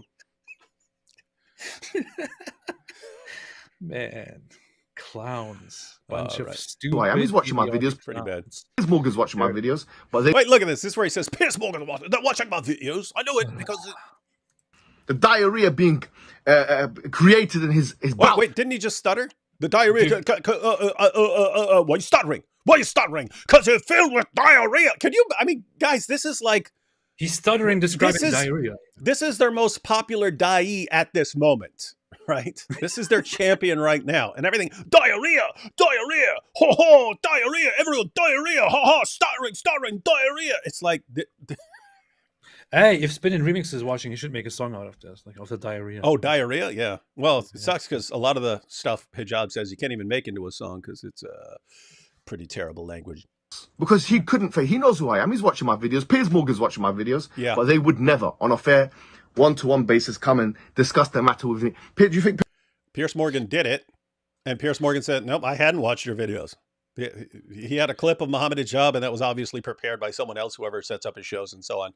But yeah, so Piers sort of destroyed that. No, people aren't these guys and these talk show hosts and so on. They're not sitting around watching videos of you in your little pink shirt, Mohammed Hijab, listening to you babble about diarrhea. He claimed before that Joe Rogan watches his videos. Yeah. Well, because Joe Rogan, what did he say? He used this word. He said ultra-crepidarian. We know he didn't get it. We know he didn't get it from Yasser Qadhi because he doesn't watch Yasser Qadhi, so he had to get it from me. And you just this just makes you wonder: does he actually believe those people are watching his videos, or is he just saying that to impress his own audience and to everything is to impress his own audience. Everything he says. Because that's what it sounds like. I don't think he actually believes these people sit down and watch his videos. He's just saying this, and he's lying. He's lying. He's being dishonest just to be impressive and intimidating and whatever it is. He's putting on an act here. AP, how can you see through the hypocrisy of Islam when 99% can't? That is an issue. It's like, I mean, when has Hijab posted anything where he is not contradicting, where he's not being a complete hypocrite, and where he's not contradicting his own prophet? I don't know. I haven't seen it. I mean, when these guys argue, they say they do all kinds of self-praise. So I guess by that standard, I would say I'm a genius. That's why. Oh, you're a genius? Then let me ask you this: why are you stuttering, boy? Let's talk about diarrhea. No, we're almost done. He's almost done here. Let's see. Morgan, on fair grounds, would try and speak to me about an issue like this? Or Ben Shapiro, when they know what I'm going to come with? They know what I'm going to come with. Why didn't you say I'm from Oxford? Why are you stuttering? Why are you stuttering? I'm flexing on you. People don't know who you are, man. Like, they don't know who you are. And now that they know who you are, apart from the fact that you bring millions of views from complete morons, they would not care about you. The only reason any of these guys are going to have you on is just because you do have a large population of morons who will click on videos and bring in tens of thousands of dollars. So that's why they'll have you on. Pretty sure Ben Shapiro will, after seeing who this guy is, never have a conversation with this guy. And that's not because Ben Shapiro is intimidated or scared, but just because Ben Shapiro probably thinks it's absolutely not worth it. It would be very stupid to have a conversation with this guy.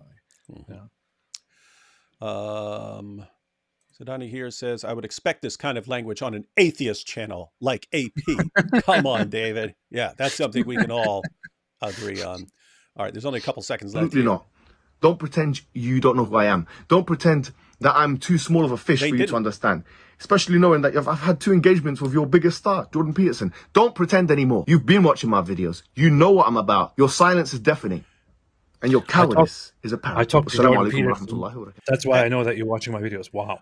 I was on Jordan Peterson. That's how I know you watch it all. And after Jordan Peterson tried to build bridges, with Muslims, and what did he think after engaging with me? How about no? I don't buy your Ella.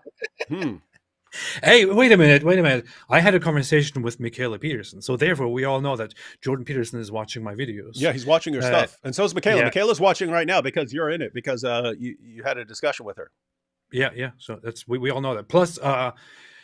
Plus, Andrew Tate was also closely following Jordan Peterson and Michaela Peterson back then. So Andrew Tate is watching my videos. He's aware. That's why he blocked me. He blocked me, which means that he's watching my videos and he can't take it. So this is just, they're watching my videos and they're scared of me. That's why they don't talk. You see? Yeah. This is the proof. Neil says, David Wood, is there any Shia source or books which make them hate Jews, like in Sahih Hadiths, which Shias reject? So do they have the same thing in Shia sources? I have I have Al-Kafi and so on, but I don't know, because I've always been way more familiar with Sunni sources. But notice, I would guess. I mean, if any Shia wants to come on and discuss situation from a Shia perspective, but I mean, keep in mind, I'm guessing they got some similar things. I mean, look at Iran, right? That's a Shia country. They hate And Jews. yeah, and they really, really, really, really do not like Jews. So not as familiar with their sources, but you would still have the Quran and commentaries on the Quran. I mean, Jews and Christians are the worst of creatures. That's in the Quran. The most vehement in enmity to the believers, you will find the Jews and al-Mushrikun. That's from the Quran. So you have this stuff in the Quran, and so either the point is the hostility towards Jews goes back before the Sunni Shia split. So again, not sure what they have in their sources. I'm hoping they don't have things like, you will fight the Jews until they're hiding behind rocks and trees, and then the rocks and trees will say, come kill him. There's a Jew behind me. So hopefully they don't have things like that, but I do not know. I think that hadith is a rather Sunni tradition, Sunni eschatology. I think the Shia don't have that, but they do have probably similar, certain things about the Jews. I haven't studied Shia Islam nearly enough as much as that might be a good topic for a future live stream.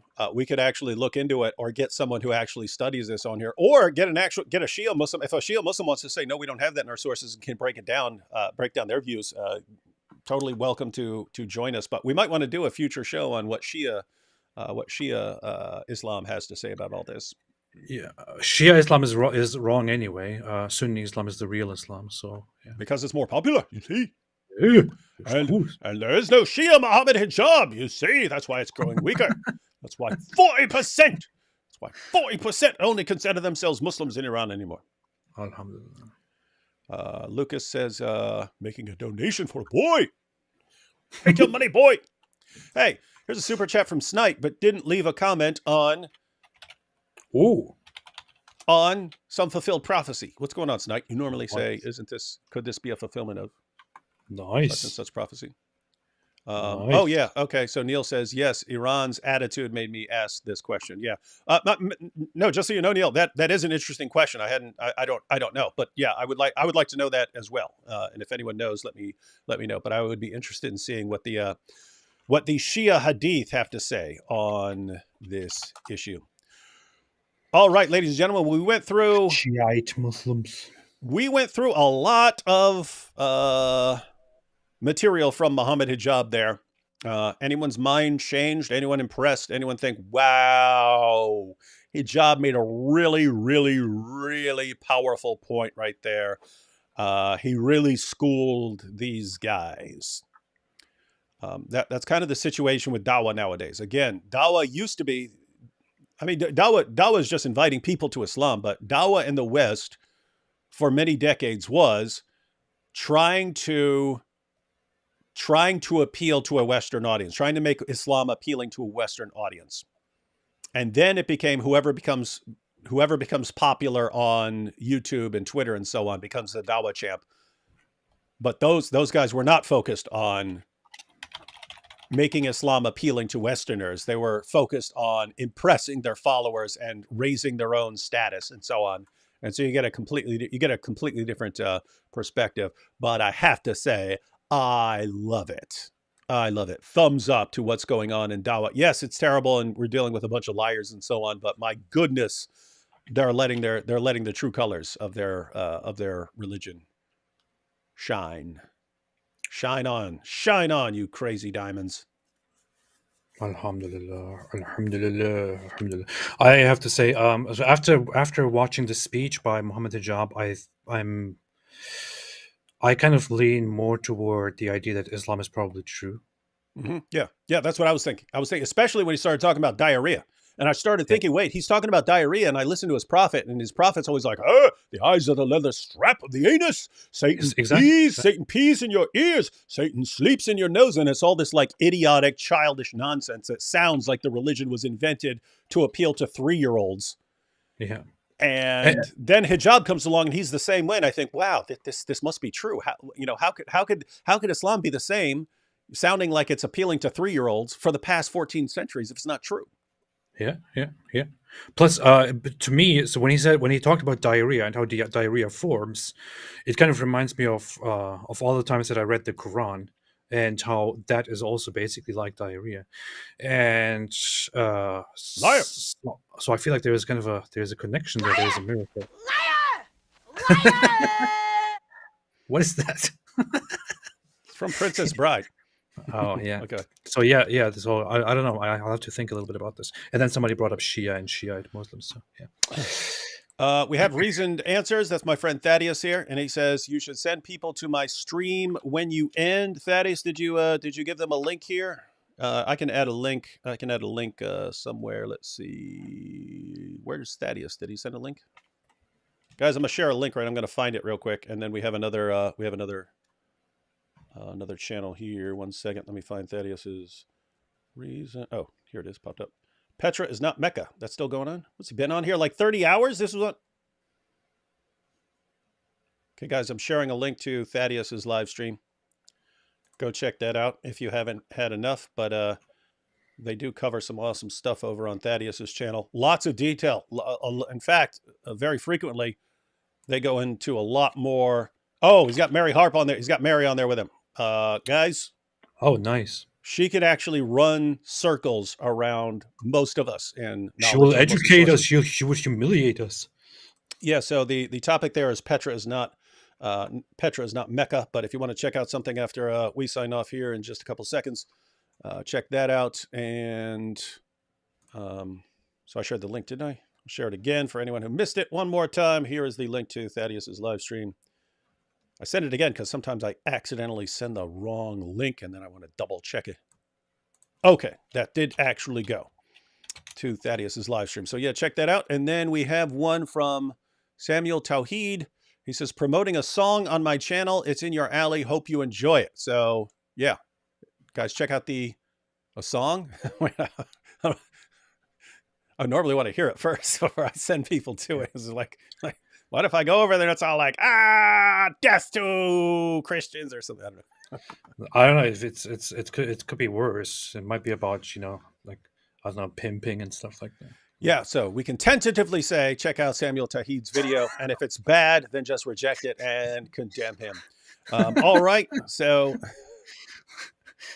weird situation where I feel like we could go live every single night and not run out of material from all this stuff. And like every day there's like 1 or 2 or 3 new interviews or breaking news stories and so on. So we'll be covering as much as we can, ladies and gentlemen.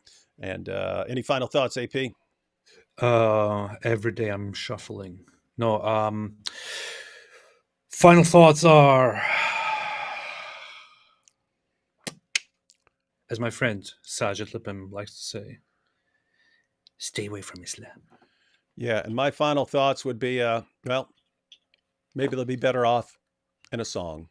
Ain't gonna follow no child molester, sex offender, private pretender. Ain't gonna follow no child molester.